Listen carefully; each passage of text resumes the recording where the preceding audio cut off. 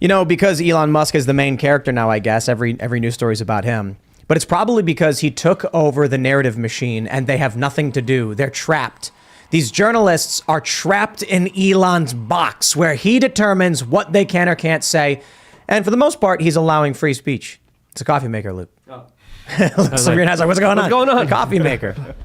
So this is really funny because we got a couple different reports about how these Twitterati journalists are desperately trying to get off Twitter but can't, and they keep coming back. And the big news with Twitter, Elon has banned Elon Jet, an account that was tracking his private jet. And he said that anybody who's posting real-time information about someone's location is doxing them. I actually agree. I think Elon in the past probably didn't think it was that big of a deal until his life was very much at risk. And then he was like, okay, now this is becoming a problem. Here's the thing. The kid who posts these tweets about where Elon's jet is, he's still doing it on other places, a website, Instagram, Facebook. So Elon can't really do anything about it, but I get the point he's trying to make. So we'll talk about that. Plus, Donald Trump says he has a major announcement to make tomorrow. I suppose we'll see what that is.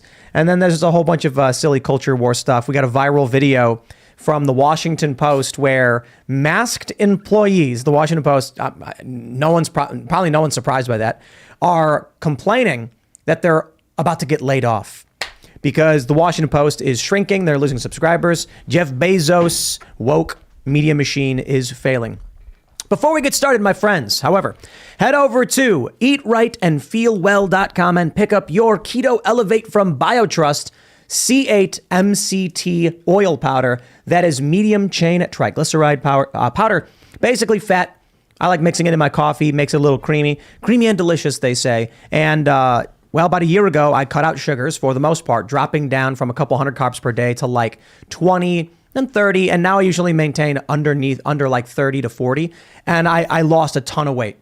So head over to eatrightandfeelwell.com and you can get, what do we got? 51% off, a 60-day money-back guarantee.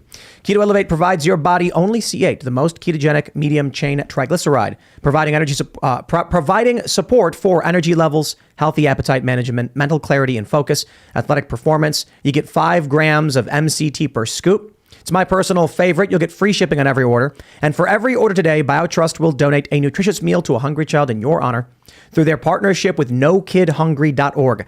To date, BioTrust has provided over 5 million meals to hungry kids. Please help BioTrust hit their goal of 6 million meals this year.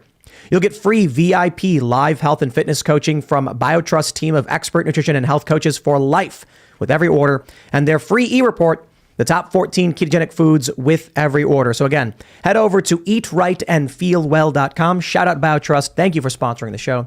And also head over to timcast.com. Become a member.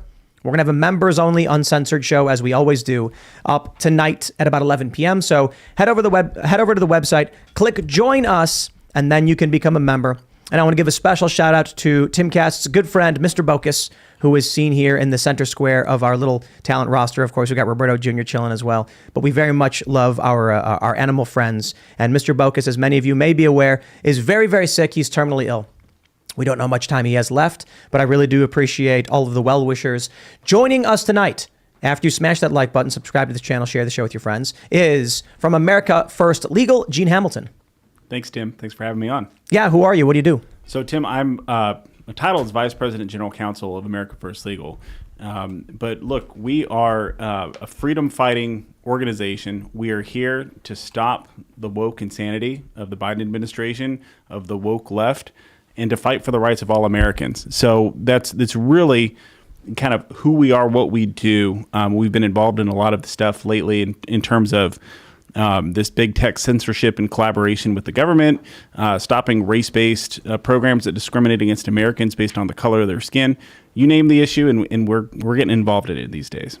Right on. You guys recently there was a big revelation. The lawsuits you're involved in have exposed government collusion with big tech platforms. Right. I mean, look, it's one of several kind of channels that are going on at the same time, right? Which is whether that's the Hunter Biden, the Twitter files with the laptop stuff that Elon's been exposing, whether it's this Missouri lawsuit that Eric Schmidt's been leading, or whether it's our own investigative work that we've been doing for a number of months now, producing stuff to show, hey, look, like there were actually back channel communications the government actors were making with Twitter, with Facebook, where they had channels that they were able to report what they deemed as misinformation or disinformation and get it taken down by the platforms, which should be shocking to everybody. But that's just an example of one of the things that we've been doing. Considering, as I mentioned, Elon Musk is basically the main character, we're going to get into all this stuff. So thanks for joining us. We got Luke Rudkowski hanging out. Yep. Gene said he's going to be bailing us out of the gulags. So thank you in advance. I really appreciate that. My name is Luke Rudkowski of wearechange.org. Today I'm wearing a t-shirt that we just designed last week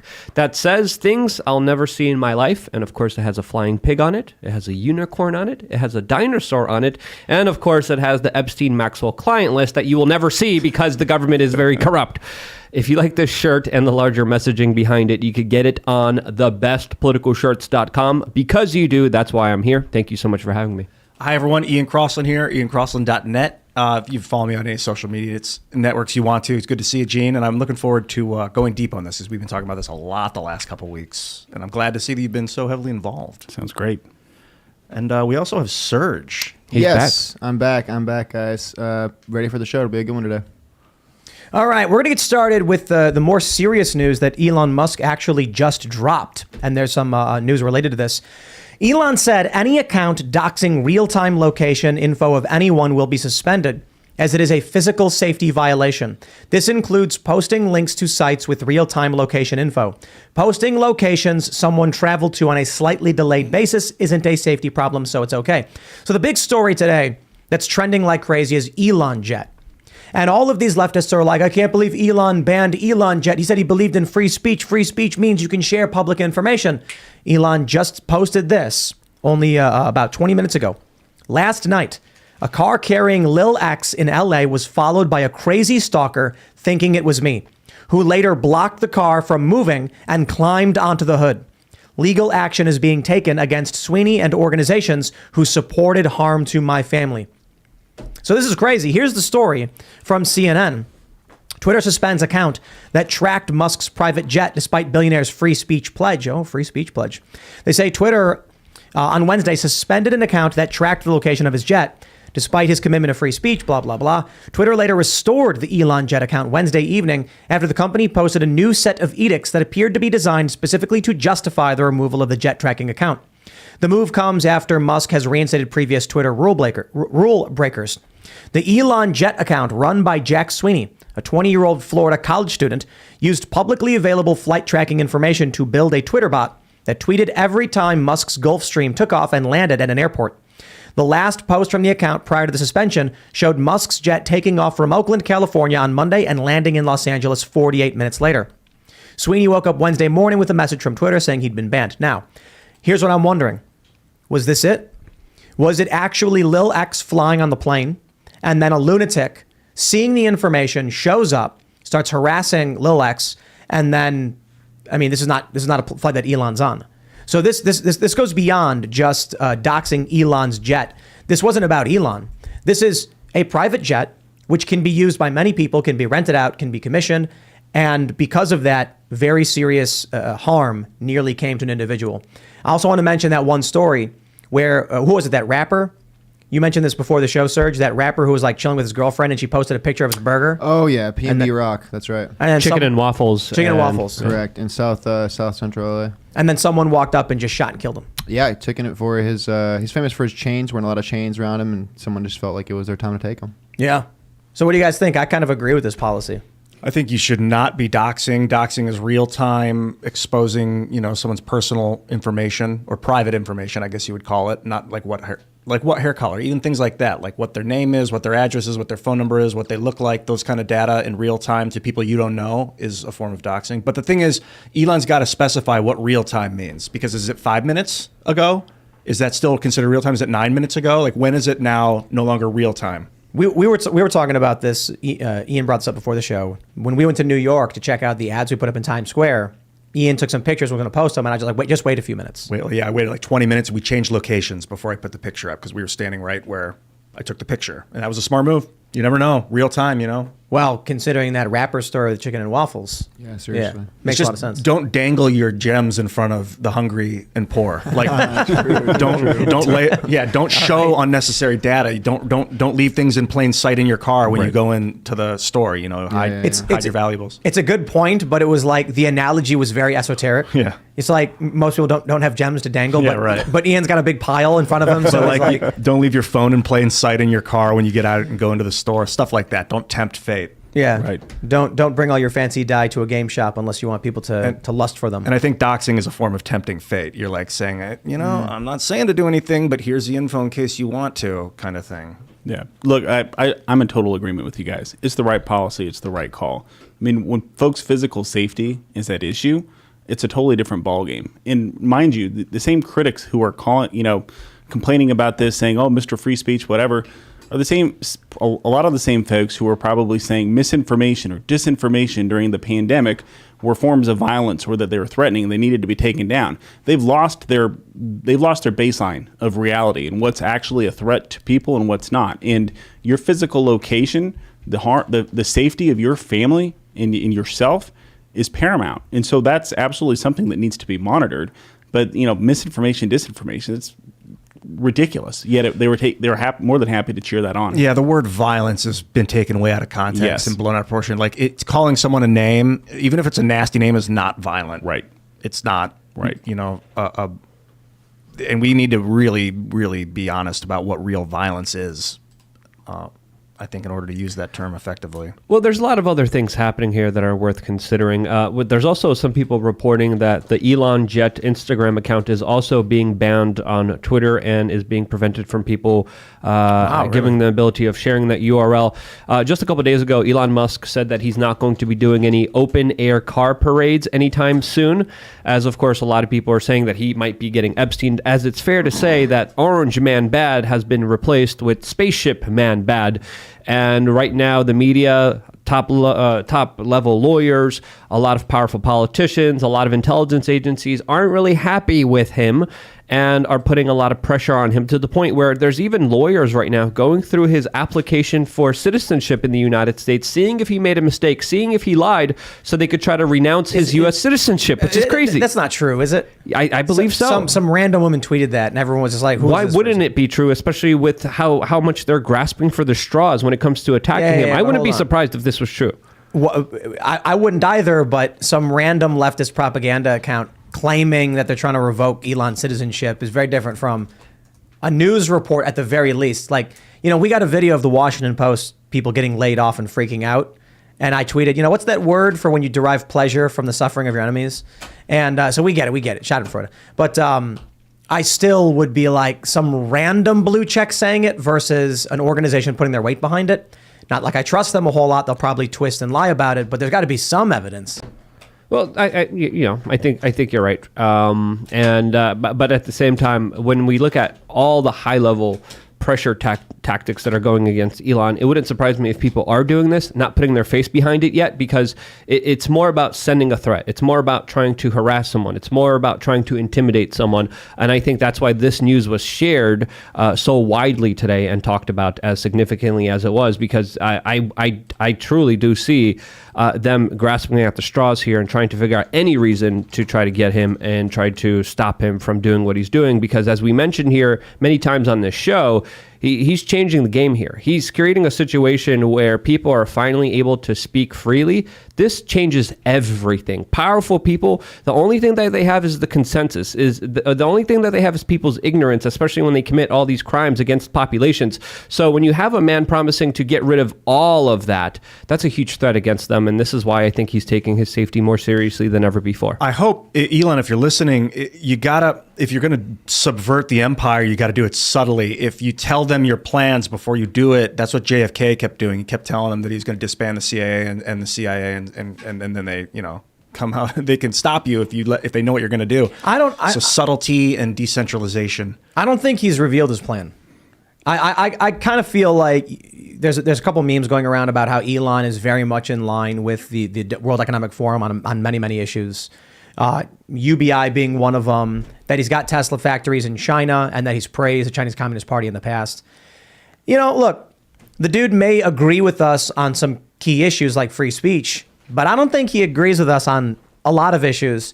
You know, I saw on YouTube, Hassan Piker, the leftist, made a video called Tim Pool Confronts Elon Musk, where he actually says it's an unironic like of a tweet from Tim Pool, because I tweeted out that gag where I said, you know, I used to think Neuralink was scary and dangerous, but then Elon bought Twitter and agreed with me ideologically. Now I think Neuralink is great and want to have my brain plugged into the machine. And so he was like, yeah, great. But then he got mad at me because I said, look, I'm just screwing around. Neuralink is great, you know, but the putting it in your brain interface stuff is something else. He didn't like that. But I think there is something to it when leftists like that would agree, like, hey, the Neuralink brain stuff is probably over the line. You know, we don't want to go there. So I'm like, well, if that's the unifying thing, and he actually liked to tweet for me, bro, I agree. You know, I can understand if someone's paralyzed, they want Neuralink, they'll ask for it. I don't like the idea that Elon's outright said the goal of it is human one-to-one AI interfacing, which, in my view, erases humanity. But I think that AI is going to erase humanity anyway, and that we're evolving into some technocratic, you know, machine-first society. It seems like where it's inevitably we might branch off and have still like, you know, Luddite humans that they want to live in the jungle and be away from electricity, but like we're not going to be in this Homo sapien form forever as the dominant species on Earth. So I think that we are becoming, I mean, we're already kind of cyborg, and I love the idea of being able to type with my thoughts and being able to communicate with my thoughts because I think way faster than my hands can type. It's true, but see, that's what you think is going to happen. And what's really going to happen is you're going to, you know, Phil made a really, really great point about this, Phil Labonte, last night. He said, you get the Neuralink, they don't tell you to do anything. What happens is you'll go out and you'll do something. You'll buy a McDonald's cheeseburger, and the Neuralink instantly will give you the tiniest little dopamine hit. You won't know why, but you'll just enjoy yourself. And over time, those micro hits of dopamine will start pushing you in a specific direction and shaping you into the person you never chose to be, and you won't even realize you were manipulated into being a puppet. Yeah, if the code and the algorithms are not free of the neural net, everything has to be transparent. You need to know why it's feeding you, what dopamine rushes when, what levels, and ideally you're setting those levels yourself. It will be complete annihilation for the species if it is not open source and free software. You need complete transparency with a technology like this. It's like, I mean, in a way I was going to say it's like running water, but we really don't know what's coming out of our tap water either. If you think hacking a computer network is valuable, wait till you can hack a person. Like, there already is social engineering, a field of, you know, hacker culture where people manipulate people. But imagine being able to pull up a keyboard, knowing the code because it's open source. Then governments develop exploits. There would be open source patching of these security issues too, don't get me wrong. But you're going to see 0-day attacks. You're going to be sitting in your room and you're going to be like, all right, let's do the anti-government subversive show. Oh, my brain's exploding. Yeah. And just, oh no, he got hacked. It was routed through a bunch of IPs. We can't figure out who did it. You could do it so like it automatically shuts down if there's outside interference. How would it? How? Everything is exploitable. So as long as there's any kind of read-write capabilities, someone will find a way to go into your brain and just mess you up. Yeah, you thought computer viruses were bad. Imagine that in your head when your computer is your brain. So there's a lot of potential for a lot of things going wrong here, and I think skepticism is our best friend moving forward. So we have all of these, Twitter leftists freaking out. They're screaming, Elon Musk is doxing people. I thought he believed in free speech. And my response is kind of just like, I don't care what you think because you never agreed with free speech in the first place. So get off your high horse. No one believes you. But, Elon pointed out that someone basically attacked Lil X, who was like, I guess using his plane. I'm not sure if that's what it was. But we have this story, which I think is absolutely fascinating and on point. Nancy Mace taunts left-wing activist she exposed for extremist tweets with snowflake emoji. Oh my. So here's what happens. A bunch of these woke leftists, fake news liars, they make fake posts all day and night. They lie about everything because they're psychotic cultists. They're evil people. They're testifying before Congress. And Nancy Mace asks, do you think rhetoric online is bad? And they all say yes. Do you think it leads to violence? Yes. Then she pulls up this tweet from Alejandra Caraballo, who called for the public accosting of Supreme Court justices. She then mentions, someone went and tried to kill Brett Kavanaugh. And It's an epic roast. This person, Carballo, is like, I need to clarify. That's not actually what I said. And she's like, it's right here. You said it. And boom, major smackdown. When these people come out and they get angry at Elon and they're like, I thought you were going to protect free speech. And Elon's like, dude, don't share the location of my jet. These are people who are trying to use our good faith against us, that we would believe in free speech. They want to justify the sharing of Elon's real-time location data. Okay, that's scary. And it says to me, they want him dead. I know it's a meme where like these leftists will be like, they want you dead. That's it. That's the Republican Party. But like, if they're actively calling for violence, if they've gone and thrown Molotovs into police vehicles and smashed windows and quite literally killed dozens of people in the May George Floyd riots, and then Elon Musk is like, for safety reasons, I won't be doing public events and we're going to shut down real-time location sharing. And then they go, oh no, oh geez, our free speech. Oh, what are you doing? Yeah, no, they just want him hurt. I don't think doxing people on the internet's free speech anyway. Right. It is. I mean, it's free speech under the U.S. Constitution in the colloquial sense of telephones, and like you could put a piece of paper on a telephone pole that showed a guy's face with his address. That was legal. But now that we have the internet, it's another realm of function. And this kind of thing it's not like benefiting society to dox people. So I don't see why we would support it as a form of free speech. I mean, I guess it's a challenge. It is free speech. You're allowed to say so-and-so lives here. We had a phone book, before. Growing up, there's the white pages. You can Google search someone's address. It's very, very easy. So it's tough to justify when on social media they say don't post someone's address when you can just Google it and see it if you want to. However, I still do agree. There's no idea expressed in sharing someone's physical location. There's probably some exemptions to this. Like if someone was at like the Bohemian Grove or something in real time and you were like, they're here now, look. So I have to wonder if there's a potential negative downside of this. If let's say, for instance, Bill Gates is in real time at Epstein Island and someone shares that, can they get banned? Or is Elon going to be like, no, it's okay.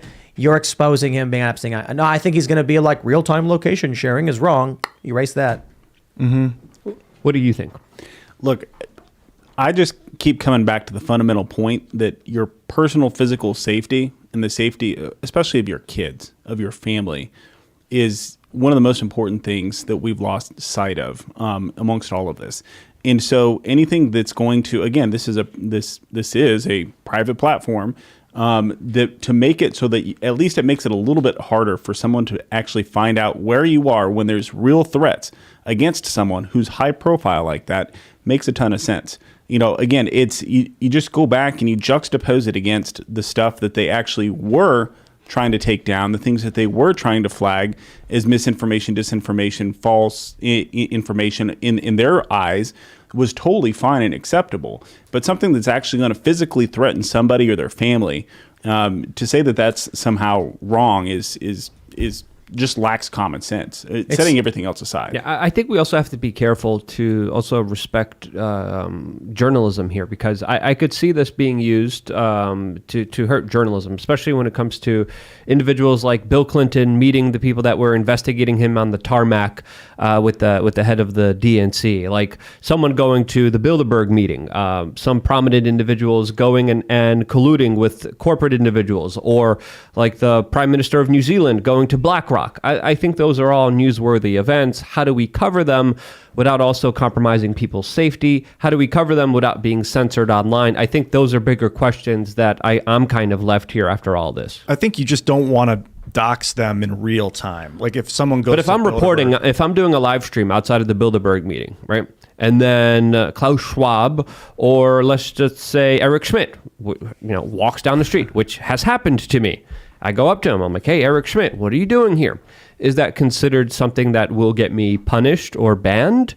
I hope not. It raises some questions here that I think should be answered. Yeah, because it's legal to record someone in public. Yeah, because it is in the public interest. Your politician meeting with the corporate heads, your politician meeting with secret groups of shadowy elites behind closed doors making decisions for the general public is something that is important. But there are also a lot of crazy people out there that do want to hurt people, and that's out of your control. How do you mitigate the dangers with actual reporting? I don't know. I don't have that answer. But I think the law says one thing right now, right? Like what's the legal basis for all of this? Well, I mean, look, on Twitter, again, it's a private platform. And so Elon Musk can make whatever rules he wants for his private platform. But I think there's a difference. There's a difference between CNN or Fox or whomever interviewing some senator standing in front of the Capitol building. That's something that's not going to attract a crazy. That's something that's not going to make it that much easier for some rando to follow that person to plot things out. It's a totally different deal if you've got like a flight tracker that's got your real-time location. I mean, would we be okay with a GPS device that someone put on your car, right? And then they mapped it, and then anyone in the world could know exactly where your car was at any point in time, and someone created a Twitter bot that was reporting on your location? I mean, I don't think so. No, I don't think that would be good. I'm finding it all funny because the left screams about stochastic terrorism, where it's the old concept, oh, won't someone rid me of this priest? They're like, Chaya Raichik, libs of TikTok, is a stochastic terrorist who, incites indirectly all of this hatred so that people know to go do these things. It's like, okay, shut up. Like, you're literally calling for violence and then demanding we get to know exactly where Elon Musk is. Right. Come on. Right. As they also say that words are violent, as they're telling everyone that having a scientific debate on a procedure that's been rushed through without any long-term studies, even just questioning that is dangerous and it's going to lead to murder.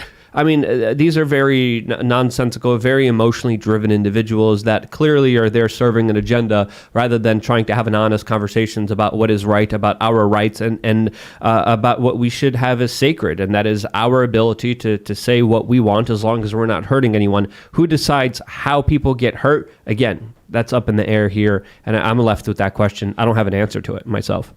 Maybe if you're doxing someone that's in a secure location, like you said, someone went into a building, then maybe that's less dangerous than if you're doxing someone that's out on the street, out in the open. Maybe there's something there. What does Elon think is going to happen once we're all Neuralinked? And assume it's decentralized. Assume it's centralized. There's no way. If you increase the speed of information tenfold, 100-fold, hooking people's brains right to the machine, everyone will know where everyone is all the time. And there's no blocking that information. You can't do it. Right. And then I would think there would be huge amounts of rapidly escalating violence that would then settle, and then you would have a sense of calm. But then you would know who was going to be violent before they were violent, so you could stop them. And then you're in pre-crime, which is like Minority Report, yeah. where they're arresting people that haven't even done anything yet. So I don't like that. Maybe. I mean, depending on where we go with Neuralink, what might happen is the AI will it'll track everyone's brain patterns, and then it will be like there's a 97.3% of the time when there's a mass shooting, the brain patterns look like this in this part of the brain within an hour of the attack. Right. And then all of a sudden, some dude's walking down the street and, the pre-crime unit comes and grabs him and cuffs him and says, you're about to commit a crime. We could tell by tracking your brain. They'll do that, and then they'll go to the guy's trunk, and they'll find all these guns, and they'll be like, see, it's proof that we can do it. And then I could see them starting like an entire, a sector of the government as pre-crime, and then all of a sudden it's not working sometimes. They're getting people But it's all for your safety. Sometimes. It's all for your health. It's all for the greater good, Ian. For the common man. Yes. For the collective. Live in the pod, eat the bugs, and plug into the Neuralink. You think we're better off and that will benefit society and space and reality better as a Borg unit or as a bunch of... Define benefit. Like, increase prosperity, growth, diminish, entropy, whatever If you followed Star Trek stuff, there was a Borg Queen who was... A centralized unit. Yeah, and the Borg Queen was like an independent mind that controlled the whole network to its benefit. Maybe a decentralized Borg. I've never seen a fantasy decentralized Borg unit. That might work better. I think it's bad either way. Benefit is it's an opinion, I guess, but some people probably think that all humans network together is a good thing and they want a Borg. That just seems like you're dead. It seems like every individual human dies at that moment. And then what you end up with is this collective hive of noise of no merit. It's just a buzz. It's just a machine. I think individuality is beautiful. I think each little unique snowflake, is something of value. So that's what's worrying to me about this idea of Neuralink in the long run. But I don't know. Whatever. We'll see where we go, huh? How about that? That's weird. Yeah. It's like Ghost in the Shell, basically. A lot of the stuff is what I reminisce of immediately. But at least in Ghost in the Shell, for those that aren't familiar, anime and manga, like you're an individual. Yeah. They cyberize your brain with nanobots, and then you can interface with computers and stuff. Correct. But the reality of what would happen, as we're already seeing with Twitter, is that we'd become a hive. Like we're already turning into that just because we have cell phones as it is, which is creepy. Or do you think you'll get the neural net at any point, Gene? Look, I who knows? Probably not. I'm much more of an individualist myself. I don't like the idea of any kind of machine planted in me, but that's me. Look, but I think the point Tim you just made, which is you see the way right now the spheres of influence and the power centers who have been using social media and who have been using these avenues of communication in the media have already formed a lot of this groupthink in our society. And we see the dangers that are associated with that when we have things like certain people are determining what's true and what's false, and anything else is censored and shut down, and you're not allowed to say anything. Right. And we're already, you already see some of that today in a way that you didn't see 10, 20, 30 years ago at all. And that's just based on our, modern communication and technology and social media. We go from like, haha, we're going to make fun of these, woke people on social media. Now we're like, well, we're going to plug ourselves into the brain, turn into a machine, and the world ends. Let's jump to this clip. We have this tweet from Clay Travis. The Washington Post, which has lost 500,000 subscribers in the past year, has announced layoffs are coming to the paper. The meeting didn't go well. Oh, let's play the meeting for you. We're not going to turn the town hall into a grievance session for the I'm sorry. Ask the question. Brad, you talked about positions. Look at they're wearing masks. What are you going to do to protect people's jobs? Are they going to be treated like the magazine staffers? We'll have more information as we move forward. Thank you very much. So, as these people wear masks and whine about what are you going to do to protect people's jobs, we're talking about Neuralink, and I'm like, these people will sign up day one. I wonder if Elon knows that. He looks at these people and he was like, these people would put masks on their asses if they were told to do it by the government. Yes. They're going to get the Neuralink when we tell them to do it. They got the apps, the mobile apps. They got the ID cards. They all did it. Who didn't? Well, it's the conservatives, it's the libertarians, it's the anarchists, it's the right, whatever they want to call it. These are the people who are like, nah. How do you convince them to do it? You got to win them over. That was the point of the tweet I was making, basically. Like as if this is going to happen. These people, government's going to come out and say, oh, there's a pandemic and there's terror, so you got to get the chip. And once you get the chip, then you can go to your Starbucks. But people like us, we're going to be like, nah, I don't need Starbucks. I think they would also really love those Chinese COVID tests that they're applying to people up there. You know what? But I do believe that there is going to be a larger financial reckoning. I think Elon is trying to do as many things fiscally responsible at Twitter right now, because I think he sees a storm is coming, especially financially, that is going to be correlated with centralized forces pushing a UBI, pushing central bank digital currencies, pushing for a solution that, of course, is going to greatly benefit them and give them more power over everyone else. So I think these layoffs are just more layoffs to come. Already, there was so much layoffs in the tech industry when it came to Amazon, when it came to Facebook, when it came to Twitter. These are not accidental layoffs. These are layoffs in anticipation of the larger financial market being turned upside down, because the last 3 years we prioritized safety, shutting down small mom and pop businesses over, of course, Walmart, Costco, and all these other billionaires that got richer more than they ever did before in their entire human history. When we look at this larger transfer of wealth, it was a lot of money. When we look at how much money the U.S. Federal Reserve prints, it's a lot of money. There's going to be ramifications for that. I think this is the beginning sign of a lot of other businesses that are going to be laying people off in droves to come in the next few weeks and months. What do you think financially, Gene? What's happening here? I think almost everything you said is I would agree with 100%. And we are facing a financial reckoning, because it's not just issues like this, but it's government with the printing money, with spending money on just anything, just dealing it out like it's candy at Halloween. Yep. Is not a good way to run your society. So there is a reckoning that's coming. I don't know what the influence with the Washington Post though, with this particular video. I mean, sounds like they've lost subscribers from what I understand. Yeah, And 500,000, I think. 500,000. That's a ton of folks. That's a ton of people. But look, I mean, you can't run a business if you lose 500,000 subscribers. You can't continue to. And so hopefully it's a lesson that, hey, maybe they could actually try to report on some things in a little bit more of a balanced direction. But they're not going to take that lesson. These workers are going to vote communist in 2 seconds. Right. Yep. Washington Post is going to shut down, or they're going to get fired, and they're going to say, but our jobs are essential. What do we do? I know. Let's vote for the government to nationalize the Washington Post. That's a good idea. Then our jobs will be secured. What they leave out of those ideas is that it's basically our jobs are secured by forcing other people to make food for us at gunpoint. Doesn't the CIA have enough black budget money to finance the Washington Post? Aren't they already doing it? I mean, come on, let's be real here. When their reporting is just based on anonymous intel sources all the time, you would think the CIA would throw them a few bucks. Well, come on, CIA, you could do a little bit better. Amazon also, Jeff Bezos has a lot of connections with the CIA, so just something to think about here. But this is a big problem here because Vice News is also reporting that there's going to be layoffs, there's going to be restrictions at the company. Look at just what happened to CNN. It doesn't pay to be a shill. So that's a big learning lesson from all the corporate media that's dealing with a big reckoning.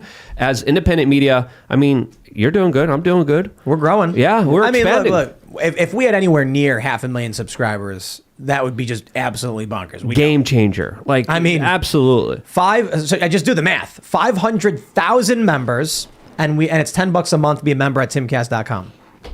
Yeah, you're talking $60 million a year. Mm-hmm. At that point, that's a crazy amount of cash to be dealing with. You could hire thousands of people. You could just basically gut all of your competition and hire up their employees if you had that much money. These are spoiled brats that are getting the diamond pacifier slapped out of their mouths. Okay, that's what's happening here. Nothing else more. I got a question. So Elon, he rolled out the new color verification. And if you pull this up, we got the Washington Post. They get a yellow badge, and they say that yellow means business. And I'm like, I couldn't help but notice that all of the news outlets are yellow. Was that on purpose? Is Elon Musk behind the scenes laughing and mocking them? Yellow journalism. Yeah. It's a reference to just garbage. Garbage in yellow bellies. Stux and Hammer had a very interesting tweet highlighting the which one he yellow. said ha ha ha ha ha ha. No. He said that this is the universal symbol for propaganda and sensationalism, and he's not wrong. But the post millennial, I think, is yellow. Yeah, and it's just I don't think it. They just made news organizations yellow. Mm-hmm. I just think that's funny. It's like wink, wink, nudge, nudge. You get it? I like it. When I'm looking at the Washington Post struggling right now, I think what's happening is these old things that used to rely on text because that was all they had in the 1960s and 70s and 80s and stuff like that. You didn't have internet video, and it was very expensive to have a TV network. They're still relying on this lame-ass text. Like, text is fine for what it is, which is to get a piece of data across. There's no emotional value. So when you're trying to explain emotions, use internet video. You need to be hiring people to be making internet videos. Cut down on your overhead. Wait, they can be working from home, man. Stop giving them tips and advice. Dude, okay? I'm just so Stop sick it. They don't need the help. They shouldn't get the help. It's the employees I care about. They're shills for the CIA. Don't give them advice, Ian, please. I want you to understand what's going on with the old guard versus the new guard. And I'll use a very simple analogy. I want you to imagine a large waffle. You got a big waffle on your plate with all the little nooks and crannies. Is that what they're called? The holes in the waffles? Because I remember the Eggo commercial. And so, what this podcast is delicious, organic, fresh maple syrup, maybe from Vermont. And as it is poured over that waffle, it gets into all those little nooks and crannies along with the butter, and it's perfect every bite. What the old guard media is like taking a sheet of paper and placing it on top of the waffle. It doesn't get into the cracks. My point is, the reason why these kinds of shows and this kind of news is taking off is because we don't just say, headline, as Roe v. Wade repeal looms, video game industry stays silent. What we do is we expand upon that. We get in depth with it. We all talk about it. We bounce ideas around. Then we ask the audience to talk about it. So what I mean by filling all the nooks and crannies is we're trying to hit every crevice, every point that we can. Whereas what the Washington Post does, they don't even give you a blanket view. They don't even cover the waffle.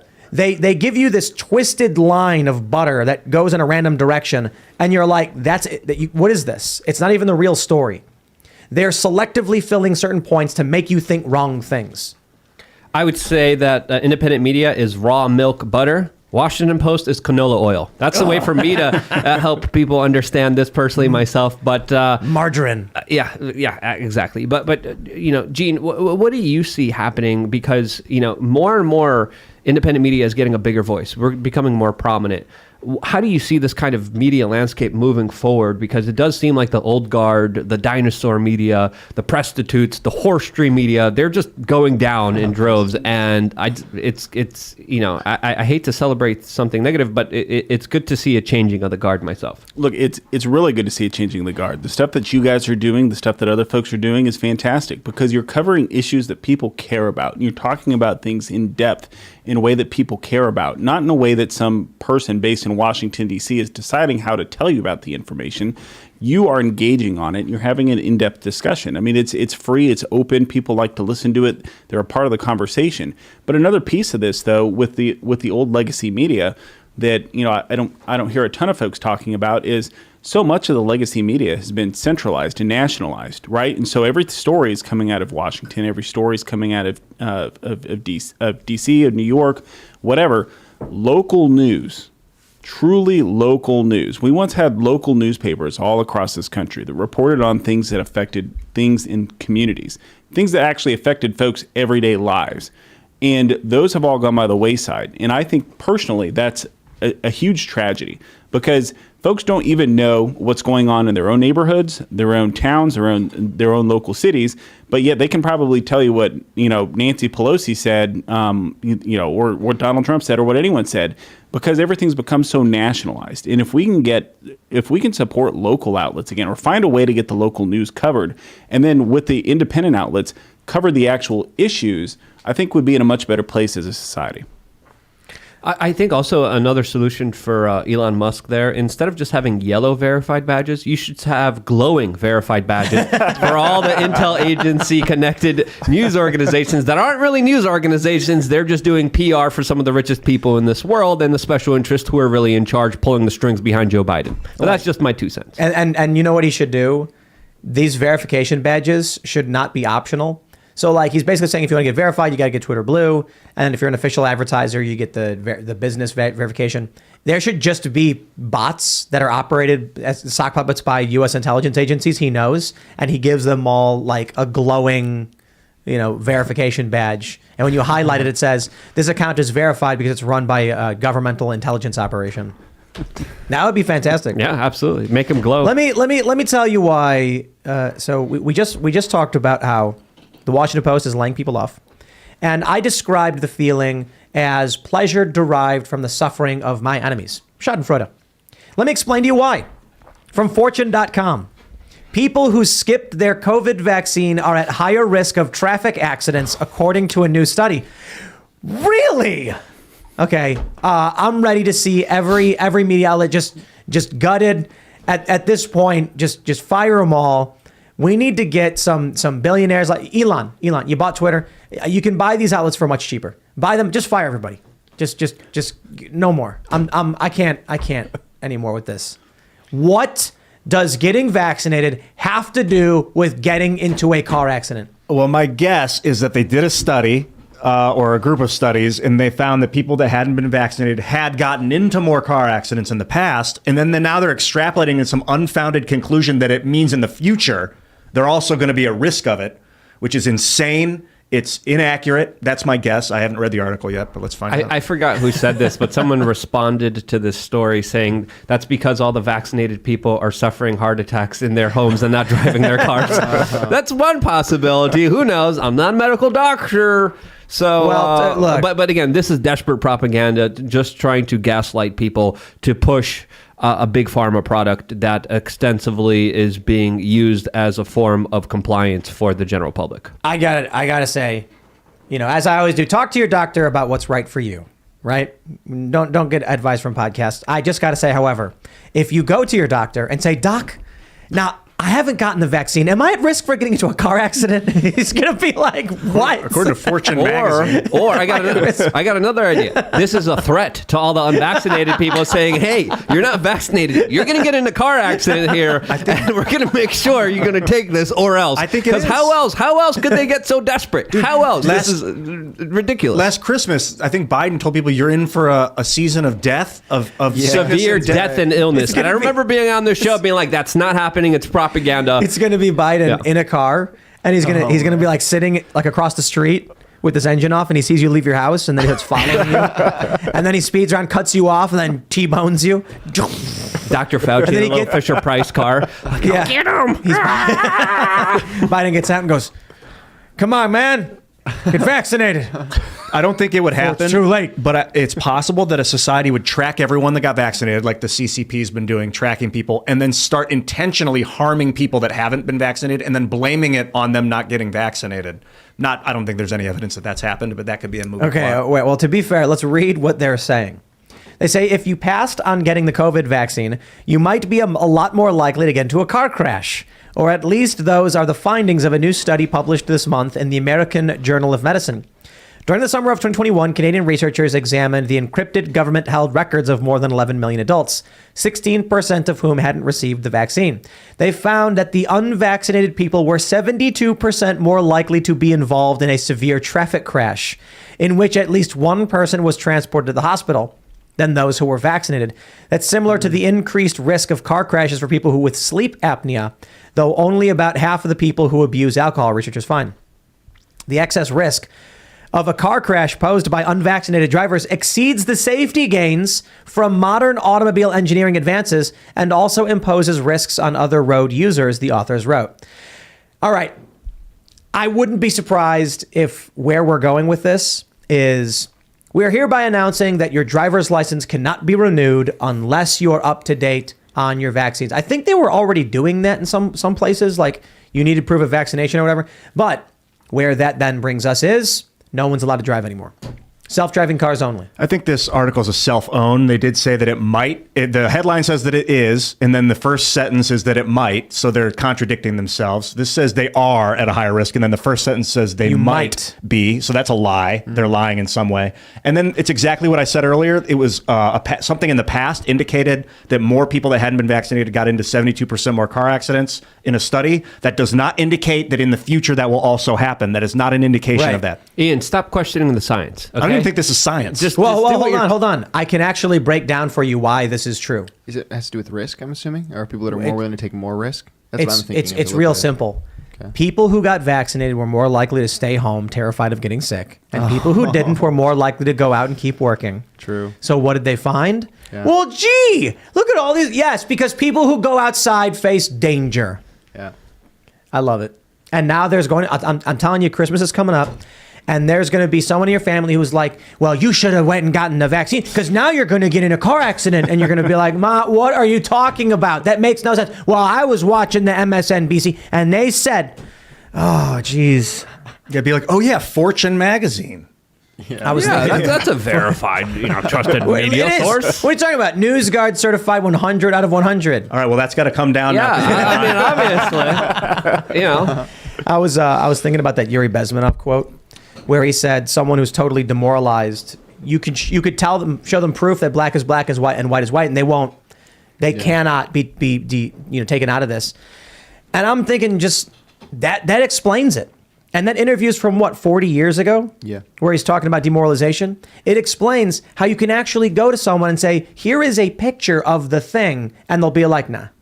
Okay, well then what do you do, man? Mm-hmm. If there are people who just like eat this stuff up and believe it, and they lack the ability to understand nuance, what is the end result? Half the planet implodes, the other half just rebuilds. If you do nothing, but you can give people morale boosts. Great commanders do that. Great artists can do that, and that will wake people up in their own mind. And then they'll start to notice their surroundings.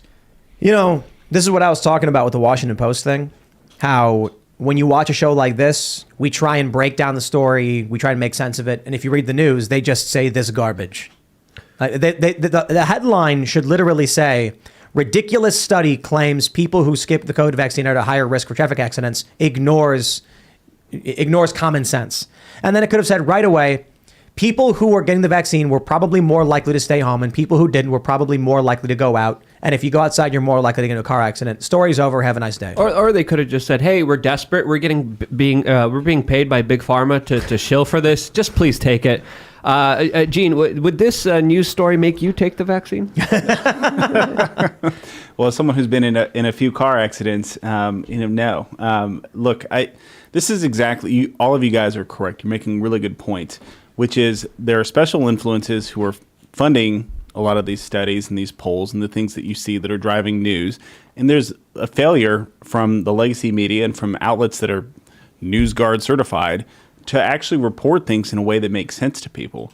I mean, that was the most nonsensical thing you could ever imagine. Every American knows correlation is not causation, but here we are, and you see something like that, and if that doesn't strike, that headline doesn't strike you as absolute insanity and divorced from reality, then like you ought to go get your head examined. You ought to go talk to somebody because there's something wrong. You aren't able to understand things clearly. Get your gut examined. It's probably a lot of gut trauma. Yeah, maybe. Yeah. But they're just going. What they're going to do is they're going to try and find someone to affirm them. Right. And then they'll just be like, please tell me I'm right. And they'll say, you're right. And they'll go, oh, it feels good. But I don't think those people are happy. I know that state of mind when people are like, please just put me back in the pod. But it's not like a blissful happiness state, those people. They want more. And when they realize there's more, when you control your own reality, I think it's much more enjoyable for people. And they do seek that out when they know it's available. Considering, I'd be willing to state, I bet you'll see other correlations in this way because... And this is just my speculation. The people who were scared enough, the people who were not worried and didn't get vaccinated, probably went outside. So I bet you could find a correlation between people who are vaccinated and the amount of vitamin D in someone's system.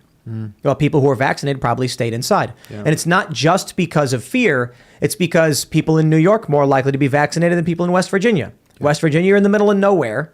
And your neighbor is, a football field away. So you're just like, I ain't going to touch anything or anybody. What am I worried about? You live in New York. You're in a cubicle smashed up next to people. And you can't go eat unless you get proof of vaccination. Yeah. You're more likely to be locked inside. You're more likely to get the vaccine. I bet you'll even find higher instances of organic food consumption among people who aren't vaccinated. Because they're going to be conservative people out in rural areas who are eating like farm meat that's like grass-fed beef and stuff like that. Yeah, there's a lot of different data out there, and I think there's also data that's not being looked at and ignored and not calculated that also should be. I see Florida making a big step in the right direction, now officially saying that they're going to be launching investigations. They're going to be looking into the correlations. They're going to be looking into some of the possible big problems here. And again, data could be twisted and manipulated in many different ways, but there's a lot of glaring data that does complicates the picture of what we're seeing here, especially when it comes to Sweden, especially when it comes to Haiti, especially when it comes to the countries in Africa. There's a lot of questions that should be asked here. There should be more data. There should be more investigations. And the only people doing them is a state of the United States. It's only Florida doing these investigations. Come on, we could do better. The truth matters here at the end of the day. We should be investigating. We should be getting the data. We're not, which is an absolute shame. Have you been involved in any of these investigations? Look, I mean, we have some investigations about the communications between the government and some of these private entities that we've been undertaking, that we started when Jen Psaki sat at the White House podium last summer and said, hey, we've been collaborating with these tech companies and we're flagging misinformation, disinformation. But in terms of the side effects of some of these things and in some of the, being at increased risk of myocarditis and all of these other issues are things that, like, it's great that the state of Florida is doing that. That is the kind of thing that any objective, good government would do, is you search out the truth. You're not afraid of the truth. You ask the questions and you follow the line to its logical conclusion. Well, so tell us what's going on with, we've got all these stories about big tech colluding for political reasons. DNC, Democratic officials reaching out to Twitter, things like that. But there was also information pertaining to restricting COVID. We recently saw a tweet. I think the Hodge twins tweeted at Elon and said, let me guess, you saw a tweet between the government and Twitter discussing censoring COVID information, and then he posted a trophy. So what's going on with that? You guys had something recently, right? Yeah. So we've put out a number of things, a number of press releases that turn into kind of long articles folks can read through and see themselves, where we pull the documents, we get screenshots, screen grabs of the text, and let folks, hey, here it is. Here's so-and-so government official talking to so-and-so at this platform. We've put a few different things out, and we're putting these things out, and we're going to continue to do it on a rolling basis because it's the result of a lawsuit that we had to file against the government to get this data out. And so every time we get a batch of data, we're trying to pull out there, get the highlights, bring it to folks and let the American people see what was going on behind the scenes. So the latest thing that we have here, which is similar to something else we had, was this back channel reporting channel at Twitter, where government officials were able to log in and flag information that they deemed as misinformation for Twitter employees to purge from their system. The same thing existed at Facebook from the records that we've been able to see. We have an example of a woman who worked for the CDC who used her personal Twitter account. Twitter gave her, through her personal Twitter account, the ability to log in and flag misinformation and disinformation. And they actually encouraged her to do it because they said it was the best way to get something like that reviewed, which that in that case being the posts and the information they determined were misinformation. So look, it's that's just the top of the layer of the onion, though. There's so many layers beneath it between intergovernmental organizations, non-governmental organizations, nonprofit setup. There's a whole kind of regime that was built up around this misinformation, disinformation, thing. And they're using the government, they're using the powers of government, and they were using the powers of one of the biggest social media platforms out there to objectively define for the American people what was true and what was false. When people from the government would flag something as dis or misinformation, are there instances where the people at Twitter would say, "Nah, it's not," and just ignore the? So we haven't seen yet, and that's part of the problem, is that because these portals exist, some of these things are never going to be disclosed from government records. So it's great for the government actors to be able to do this because it obscures reality. There's no record to go back and check on. If you send an email or do something from a government computer, there's going to be a record that you're going to be able to go back and check. But because they were using a private platform's software, there's not going to be a way for us to be able to determine how much they actually flagged for these companies and what the companies actually did with it. What we do have examples of are examples of the private companies pulling down content. So we don't have examples yet that I'm aware of that we've seen where they've ever said, "Oh, hey, no, sorry, that we disagree with you on this." But we have seen examples of where the private platforms have said, "Yes, thank you. We're happy to do that. Can we do more for you? What else can we do for you, government?" It just in a really shocking way that I think most Americans would find truly offensive. Yeah, I think that there's probably a tendency for governments across the history of time to hire external organizations to do dirty work, like mercenaries, Right. Things like that. I just don't like seeing it turned on the people themselves by having government officials use their private accounts to have undocumented communications with my social media network that I've been using. Right. No, I mean, it's exactly right. It's like one of the oldest plays in the book. And the thing about it is that, of course, the government can't do that legally. They can't violate the First Amendment through contracting their work out to a private company to do for them. That's against the law. You can't do that. So there's going to have to be some real accountability here. Luckily, there are some things moving that hopefully will bring that, one of which being a lawsuit that was filed by the states of Missouri and Louisiana, where they're deposing folks right now. I'm sure some of your viewers and listeners have been tracking that Elvis Chan was part of this lawsuit. He was just recently deposed. I think Jen Psaki's slated to be deposed at some point. Actually getting people in chairs, asking them the questions about what happened, what was going on here is going to be critical. And we'll see what happens as the result of the lawsuit. But it should shock the conscience of everyone, regardless of your perspective. It should shock your conscience that the government would be able to do this, especially when you look at what they were saying was false. In a lot of cases, later became actually that wasn't false. And so this meaning of truth, this divorced reality of what's true and what's false, is an evolving thing for the government and for the left collectively. And it leads to a place where you can be censored as long as you're just not agreeing with what the current woke thought is. And with COVID stuff, it was all over the place. We all lived it. We lived it for about 2 years. Think about how crazy the legal system is in terms of perjury. like what we've learned, the true extent of it, I think perjury is a non-existent thing at this point. Because what we have here is, Mr. Dorsey, do you shadow ban? We don't. You don't? No. You don't remove people without their knowledge? We visibility filter. So what? What did you say the other day? I don't know if it was you. It was like, did you stab this man? No. I placed a knife inside his body. That was Luke said that. That was Luke. he put his chest all around my blade. Do you have a door to your building? No. We have a portal. And there is a vertical slat of wood with a grip on it. So dodging semantics is a form of perjury. I think we can be clear about that. Anthony Fauci said they didn't do gain of function. James Clapper said he had no witting knowledge of spying on the American people, even though PRISM showed that they did. Yep. Right.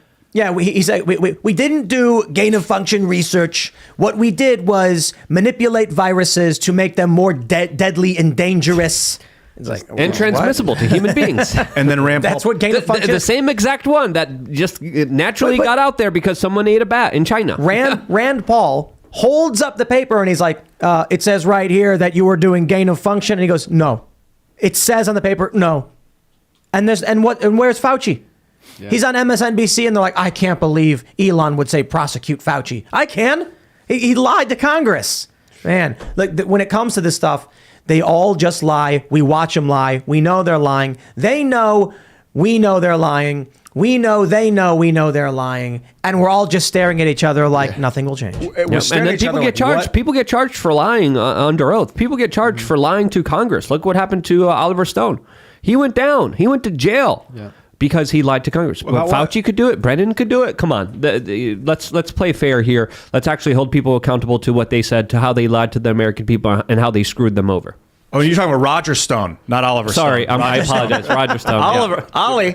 Oliver Stone, great. We should have him on the show. We should have, I interviewed him before, too. I don't always agree with him. Fascinating guy. He interviewed Putin, has a lot of context specifically about Russia and Venezuela that I definitely see differently than him. But it would be great to have him on the show and have that conversation. But apologies for my mistake. Yeah, Oliver. The reason we have a government for the people, by the people, is because if the people that we put in charge start lying to us, we're supposed to remove them from office and then maintain balance and honesty and integrity in our system. Maybe the whole system has always been predicated on lies. Maybe. Yes. And we just want to close our eyes and believe that they're doing the right thing when we put them in power to lie for us. You know, I imagine it like this. Pre-radio, you had people who hung out in their own communities, talked to each other and trusted each other, and they did not trust, for the most part, centralized media distribution. Mm-hmm. The printing press, relatively new in the, newish in the before the American Revolution.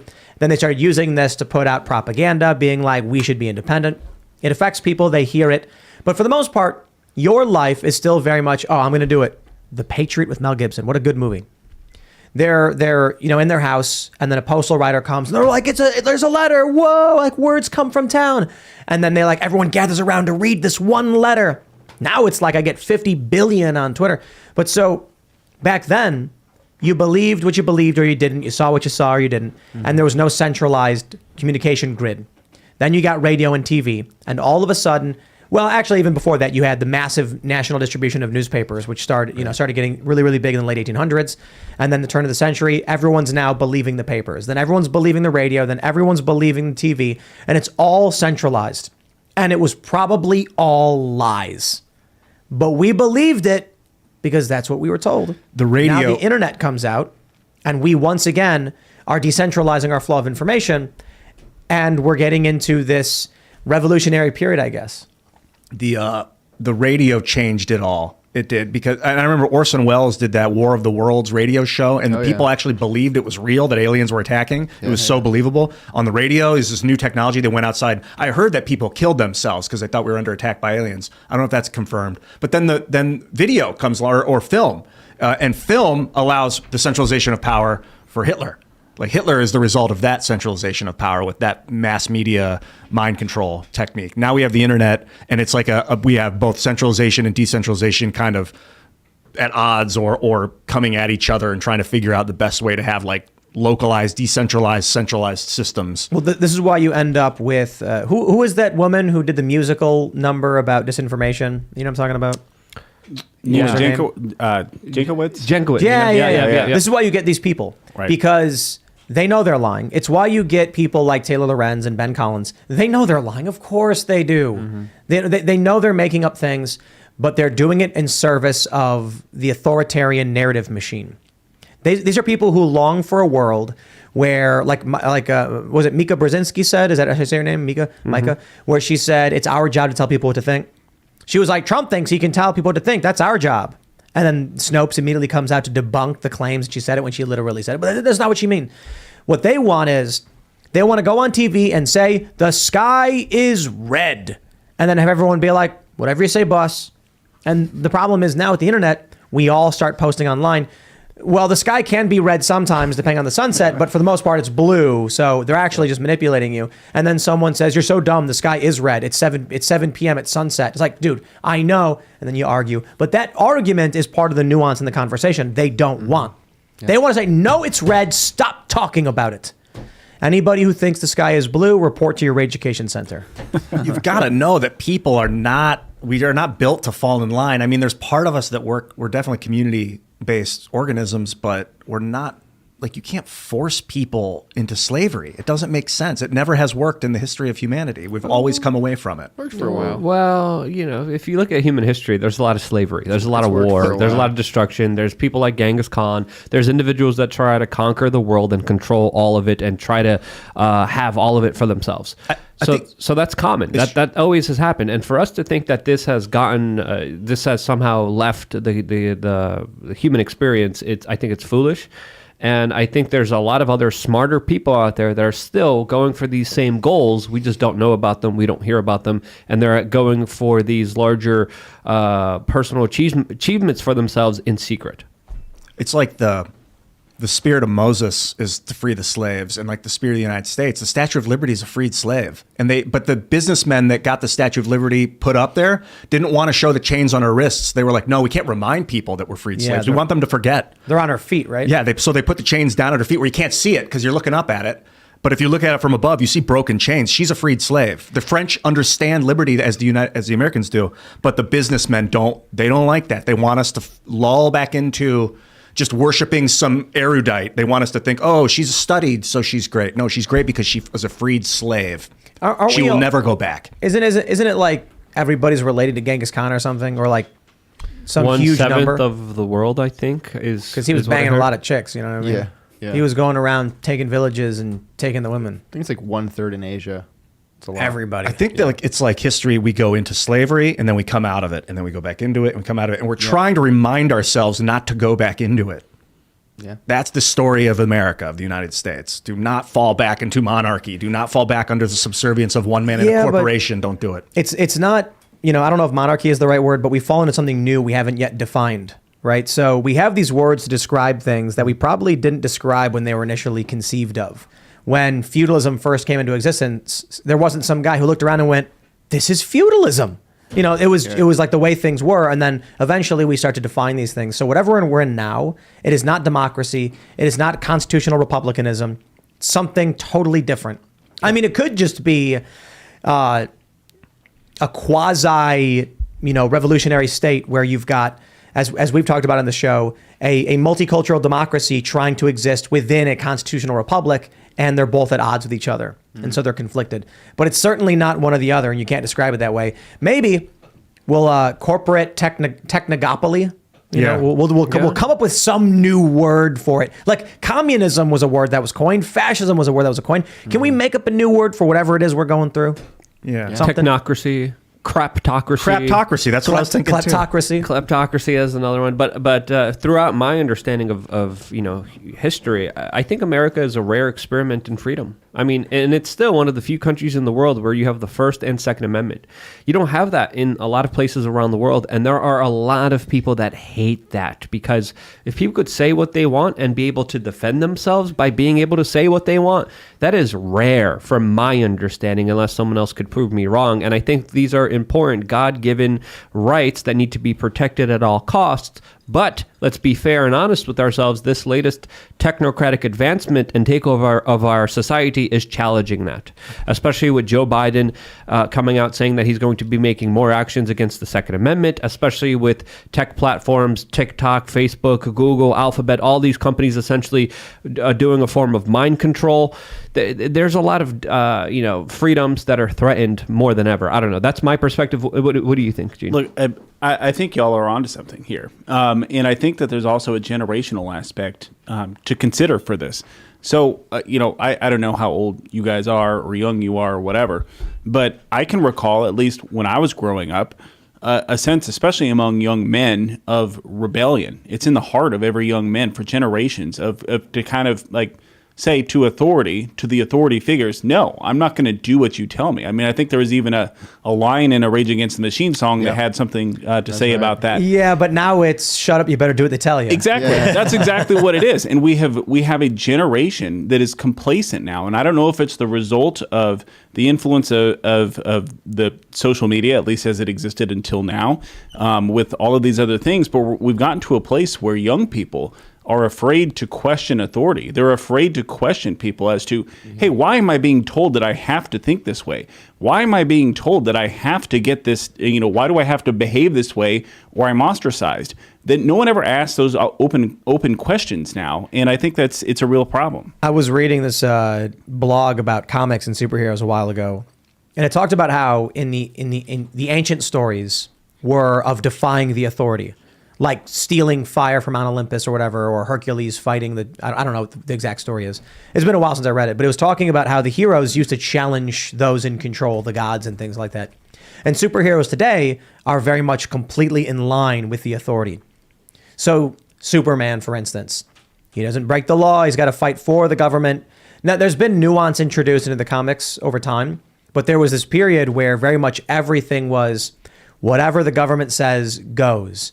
And so we went to Fredericksburg this past week, and we were hanging out with Matt Strickland over at Gourmelts. Shout out, Matt. Amazing food, by the way. And this is the business where this all comes together in a perfect story. I got to be honest. This is where the government tried shutting down his business because of COVID. He said, "Screw off, we're not shutting down." 2 years later, they take his liquor license from him, and he's like, "What's going on? We got Youngkin in." But this is a guy who is defying the machine, standing up for what he believes in, standing up for his community. While we're down there, we eat food, we hang out with them. We're like, this is a whole lot of fun. And then we'd say, we're gonna go check out the city. We go to this antique store, and I see an old comic from World War II. It was, I think it was DC's The Unknown Soldier. And the cover shows a bunch of children standing in front of Nazis, and the unknown soldiers on top of a tank pointing at them saying, "It doesn't matter that they're hiding behind children, men, we have to do it," or something like that. And then I called Luke, I was like, "Dude, you gotta look at this."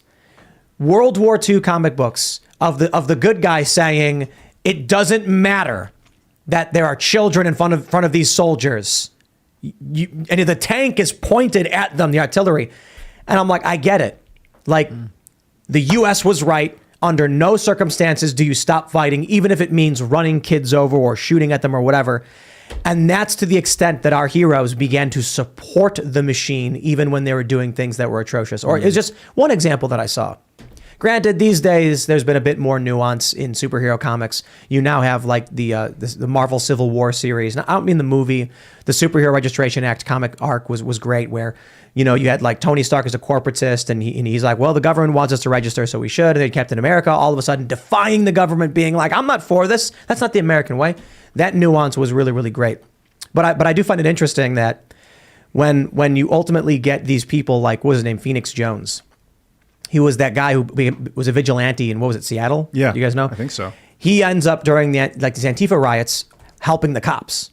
And they were like, "You're a bad guy, you're helping the cops." And he's like, "What do you mean? This is what superheroes do." So it's interesting to see that we're at this point, I suppose. They're supposed to. I mean, Law and Order is supposed to be good. I think that I tend towards neutrality when it comes to law and chaos. I find myself like if it's good chaos, that's better than evil law. But I tend towards law over chaos because I find that law allows the system to balance out a little bit better than chaos does. But can chaos be good or bad? Yeah, chaos can be good. You can have, like Robin Hood, for instance, would steal from like wealthy landowners and then give to the poor people. They said that was a good act, but it's very chaotic to steal. Yeah, I see what you're saying. Robin Hood was not acting in any predictable manner, and so the machine was disrupted by his actions. But he was doing things to stop the villains to help the poor. Exactly, and the villains were the law, which was King John, the drunken brother of King Richard. Who, I think that that's a story. In reality, they weren't living in the same time period, but it was. And King John was a lion, wasn't he? No, his brother was the lion heart, King Richard. But King Richard? John was just and Robin idiot. was a fox. Yeah. Oh yeah, you're right. Yeah. Disney is history. I personally think The Boys on Amazon Prime definitely has a better representation of what's happening behind the scenes, especially with PR and large government. And even though it's filled with a lot of woke propaganda, I do see that more of a reality than anything else from my perspective. I don't know. What's your favorite dystopian nightmare that's coming true to life? The one we're in? Yeah, I mean, it's hard. It's hard to describe. Imagine describing reality today to yourself 10 years ago. I love it. Right? We do it all the time. I mean, it's one of these things. You sit there and you think, okay, so take yourself, go back to wherever you were 10 years ago, and tell yourself, hey, in 10 years from now, if you do so much as say, hey, 10 years in 10 years. People are going to be having drag queens dancing in front of children, and you're going to be called a bigot if you ask a question about it. I think most folks around here would say, well, you're totally crazy. You've lost your mind. And so in a lot of ways, what we have seen rapidly over the last decade has descended us into kind of our own dystopian world where it's not recognizable by prior generations of Americans who have this unifying kind of common experience, common identity, common values that unify them as Americans. People from all over the world united behind this idea that we have this constitutional republic, we have these societal values that we're going to uphold. And yet, you go to where we are today, and it's because of the increase of the influence of this woke mob that you get things where people are denying just fundamental truth, things that everyone understood to be real for millennia. But it is you are called a bigot if you dare to speak out whatever the current thinking is. And of course, the ancillary part of that is that is an ever shifting and evolving target for the woke mob. It's never enough. Once they get to something that they want, they have to increase their power. And so their targets continue to move, and you're never going to be woke enough for them. It's just a matter of who gets canceled in time and who is able to keep being woke and going along with the crowd until they're called out. Yeah, like no true Scotsman fallacy right there. Right. Is there any court case you're working on right now? What would you say is the most important legal case you guys are working on right now? So there's a number of them that are I think particularly important and particularly impactful for the average American, which is something that I try to think about as we look at the cases that we bring, the things that we're going to do. Hey, what's going to have the most positive benefit for the American people? And so, we have an active case representing a federal employee who was challenging the COVID vaccine mandate. Again, one of these attempts to force employees to get the jab, even if they didn't want to, or even if they had COVID before. We're active in that case. We were part of the coalition of organizations that brought down the OSHA mandate. We've been successful in stopping a number of programs that discriminate against American citizens on the basis of their race, right? And so it's again, for us, we look at this and we say all racism is wrong. It's always been wrong. It still is wrong. It always will be wrong. No one should be treated differently because of the color of their skin. But you have government programs out there that are coming out, like this farm loan forgiveness program that came out, this restaurant revitalization program that came out, or even faculty hiring at different major universities that say, hey, you're only eligible for this if you come from this background, if you have this color of skin. That's totally unacceptable. Skin color should never be the basis for any kind of governmental action or any kind of private corporation action. It shouldn't matter.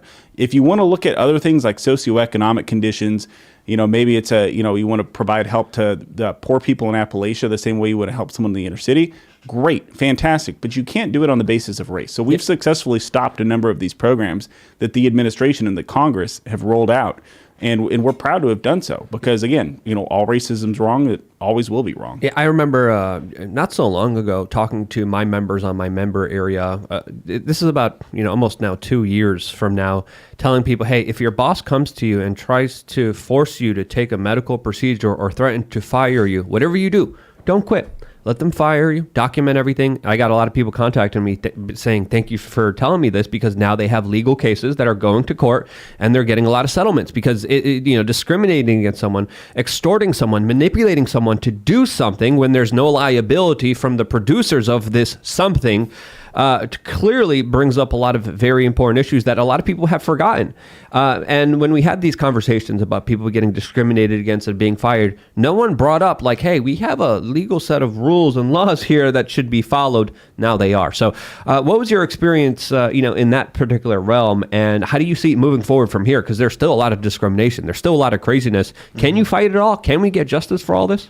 Yeah, look, I mean, it's going to depend on the nature of the employer. Of course, the government employers are the easiest ones to target, right? Because the government has a set of rules and restrictions that set it to a standard that's much, different than what a private employer could do. Because a private employer should have the right to be able to do, more or less, with certain exceptions, what they want to do with their own workforce, subject to applicable laws. That said,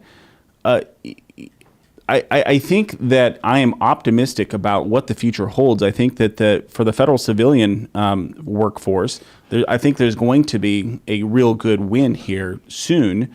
Hopefully out of the Fifth Circuit. I don't know about our own case how that's going to do at the D.C. Circuit, but hopefully there's something there that frees. Literally, some people might say, well, it's a bunch of government bureaucrats. These are real people, millions of federal workers who were subjected to either, hey, you take the jab or you lose your job. And that's not a place that you want to be in. Some of the private employers, I know there's been some good wins from some different folks across the country. I think there's a group of folks who worked in a hospital system up north, as I recall, who recently prevailed and they got some back pay and compensatory damages, which is great. But it's challenging because whether it's in the nature of the COVID vaccine or whether it's in the nature of discrimination claims or anything else, there's a lot of just cross currents that discourage people from being free to exercise their God-given liberties and rights as Americans. And another example of kind of the woke mob going after something is this case we recently won in Texas. Where we represented a class of doctors in America who were about to be subject to a Biden administration edict that said, if you discriminate against someone on the basis of their gender identity, then you're discriminating against them on the basis of their sex, and therefore you're going to be subject to claims of discrimination. So if you're a doctor who has a patient who comes to you and says, who is a biological male, but believes they're a woman and says, hey, I need to be treated for, whatever you name the condition. And the doctor says, no, well, you're a biological male. I can't do that for you.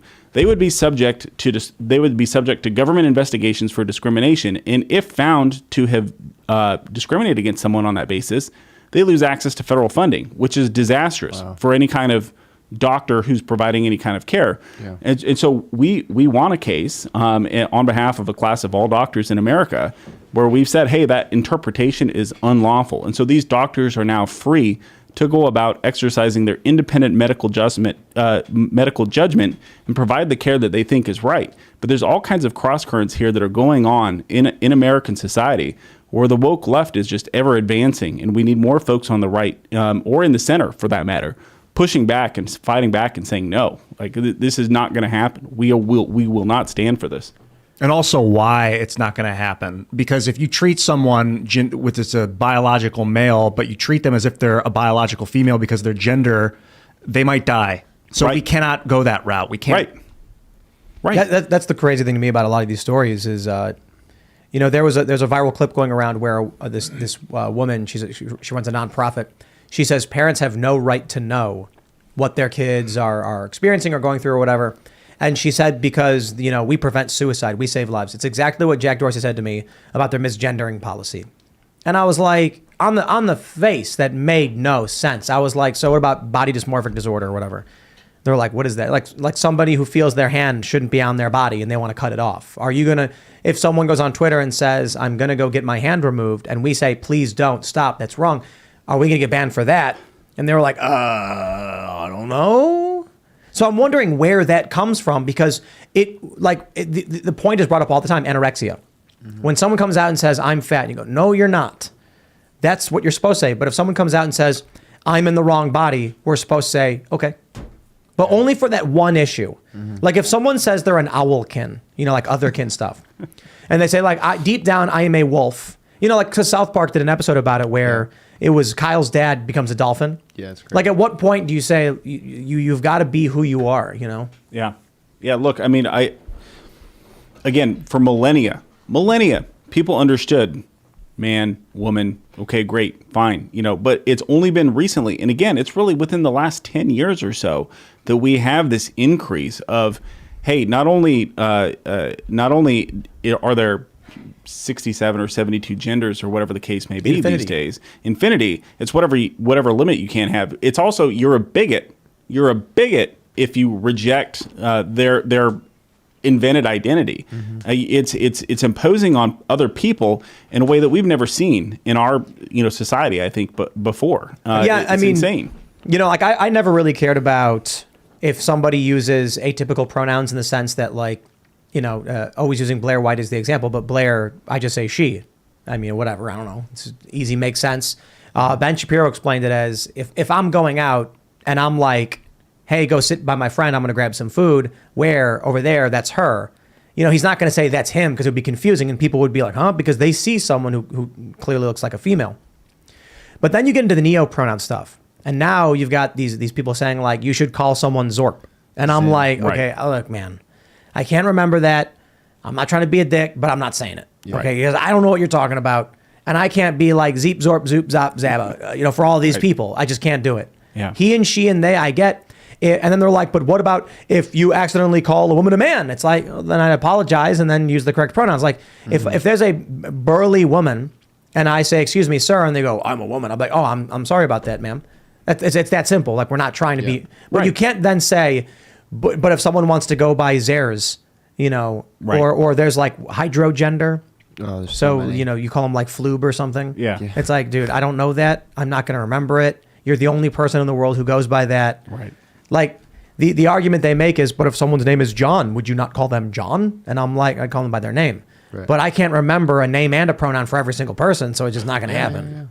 Yeah. I think them as like pronouns or just, it's not a one-to-one comparison, but like gender as opposed to sex. Gender could be treated like a cosmetic skin in a video game. Like it's like, it doesn't affect the gameplay. It's just what the character resembles.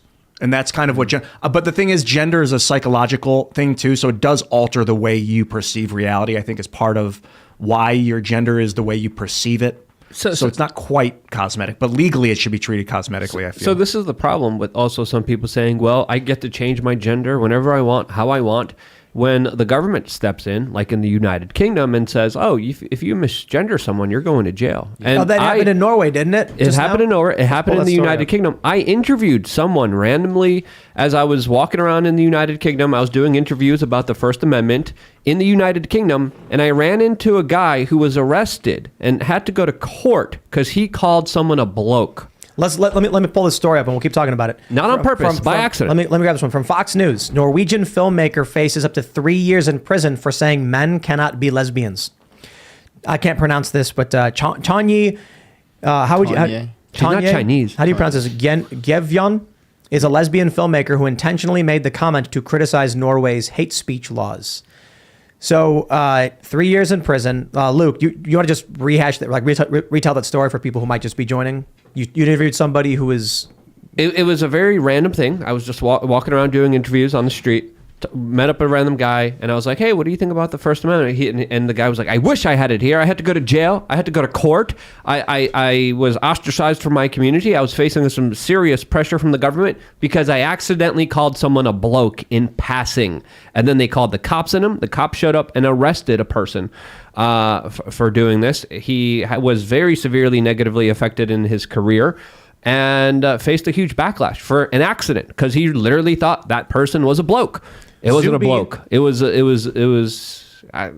even know how to describe it. Two famous stories: Zuby getting suspended on Twitter for saying "Okay, dude," and Count Dankula getting arrested for posting a meme with his dog by making his girlfriend's dog do the Nazi salute. I call people dude and man, like woman, man and woman. They both Guys. have man in the word. I'm like, hey guys, what's up, everybody? What's up, dude, homie? Hello. And it's not because of their sex. I don't care. That's not why I'm casual with Survivor people. did a very cringe moment. I think it was either last season or the season before that. He was like, I want to have a conversation with you guys. Is it okay if I say guys? I know for so many years I said guys, but now I don't think it's okay. Are you guys okay with me saying guys? And then the whole people were like, yeah. He said, "Are you guys okay with me saying?" I don't think he said it exactly. Are you people okay if I say guys? What do you mean by he was you very people? careful. He was very careful with how he said it. Exactly. Right. And then like 3 days passed, and then one of the contestants like, you know what, Mike, I think you should stop saying guys. He's like, okay, you got it. I respect you all. And I'm like, I was like, why is this on television? Like, they just ruined Survivor. I used to love Survivor. It's a cult, man. But they just ruined it. You know what we should do? We got to do two things with Cast. We got to do a skit where Ian goes back in time to warn his younger self about what's happening in the future. But Ian's younger self, who's like a crazy drugged out hippie, is like, dude, you must be on drugs. Yeah, I'll be like, graphene, and you got to talk about graphene. I'll be like, this guy's insane. He talks about graphene all the time. I want nothing to do with him. And then the other one is take a bunch of woke people and just, as a sketch, drop them in the middle of the woods and then ask them if the bears care about their pronouns.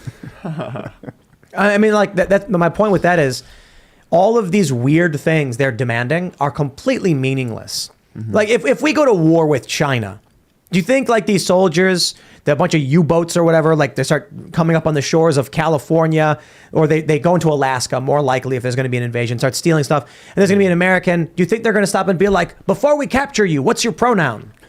They're going to be like, get in the box. And your words are meaningless. Mm-hmm. They don't care about your pronouns. Especially if like we start looking for water. Someone tweeted that out. What if all this drama that we're going through, like what if we run out of water for a day? What are we going to be talking about then? What if it's 2 days that we don't have water? What's going to be the conversation on Twitter if we don't have fresh water as a species after 2 days?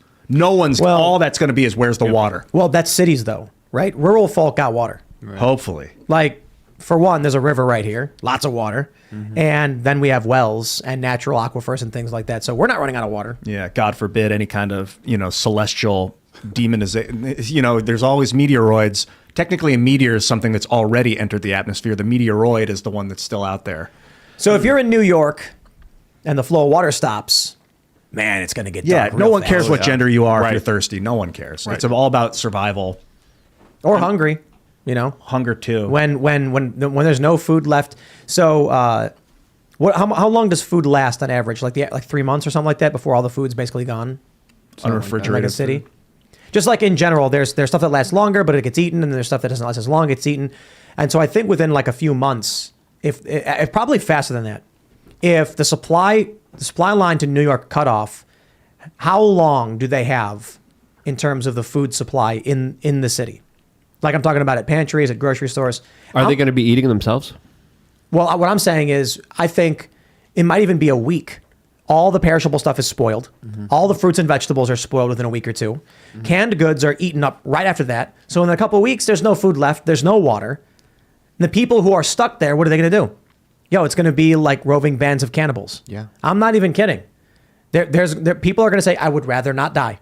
And then you're going to go outside and there's going to be a group and they're going to after you and they're going to bash you over the head and they're going to drag your body and that's their dinner. Yep. Long pig. And then they're not going to ask you, before we devour you, what's your pronouns? There could be, in a chaotic situation, people will use gender to try and divide people for control and power, I would imagine. But if it's super desperate, where like we're dying of dehydration, I don't think that anyone's going to be thinking about that stuff. Yeah. Yeah, I mean, that's literally what it is. Like when you mentioned power, it's just power. It's being able to tell somebody else to do something for you. It's what Jordan Peterson's been saying since like he came out. This is the whole thing. It's always been about power. It's never been about anything else but power. This is the size it. Communist tactics, man. You find a victim class or you create one, and then you instill communism thoughts. The state will save you. The group can help you. It can take care of you. Just do what we say. Just fall in line with our orders and edicts. Right, exactly. That's the bad guy. Yeah. And that's the reason you're suffering right now. Oh, man. Well, and the other thing about this, the other dynamic, we've been talking adults, right? But the number of areas across the country that in my organization, America First Legal, we're seeing is where the children are being subjected to all kinds of just crazy thoughts and radical gender ideology, and it's being hidden from the parents. Now, look, I mean, there's one thing if you're an adult and you want to, believe what you want to believe, but for a child, for a elementary school kid, a middle school kid, even a high schooler, like ultimately, until you're an emancipated adult, your parents have the right, the fundamental right to bring up that child in the way that they see fit. And we have school districts all across the country helping transition their kid because they've gotten in some social club or whatever, and not telling the parents about it. I mean, this woke mob is really not stopping anywhere, and they're violating the most fundamental relationships you could ever imagine between a parent and a child, and doing it under the guise of protecting the child. Well, the parents might not be accepting of their new identity, so we have to hide it from them. It's a culture revolution. It's insane.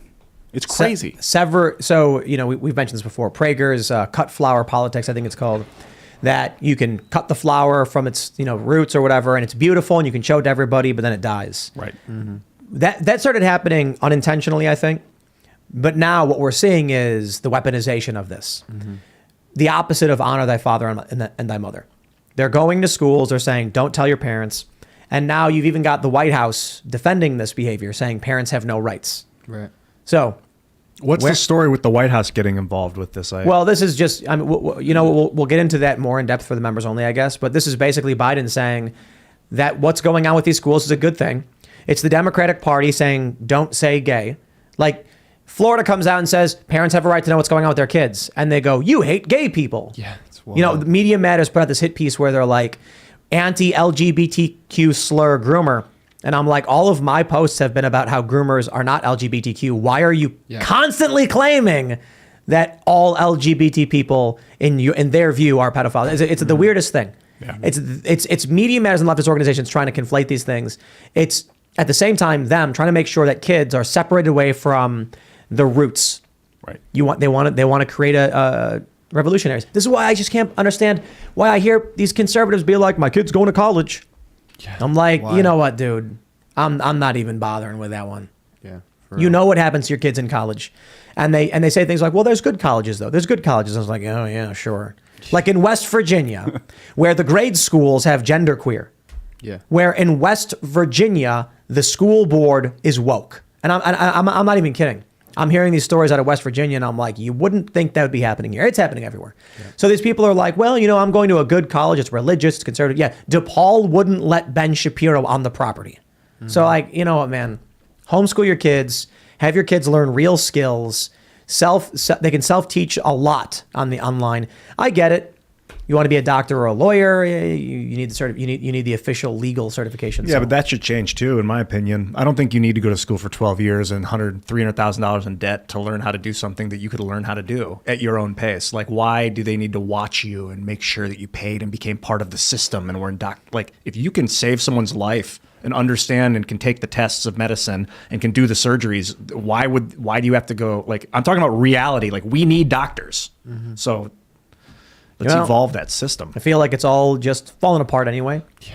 But this, I don't think it's bad news. A lot of people think that bringing up these things like collapse is pessimism. It's realism, but it's also an opportunity. Right. It means that there's an opportunity as the woke lunatics burn down their cities and destroy everything. Mm-hmm. You have an opportunity in your rural area to succeed, to grow your business and be self-sufficient. Right. Stop relying on the cities for revenue.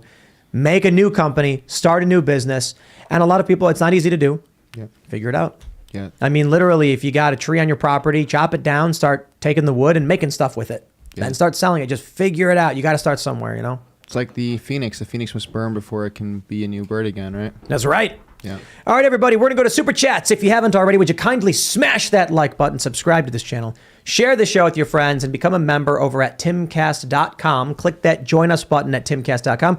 We're going to have a members-only show coming up for you. Those go live around 11 p.m.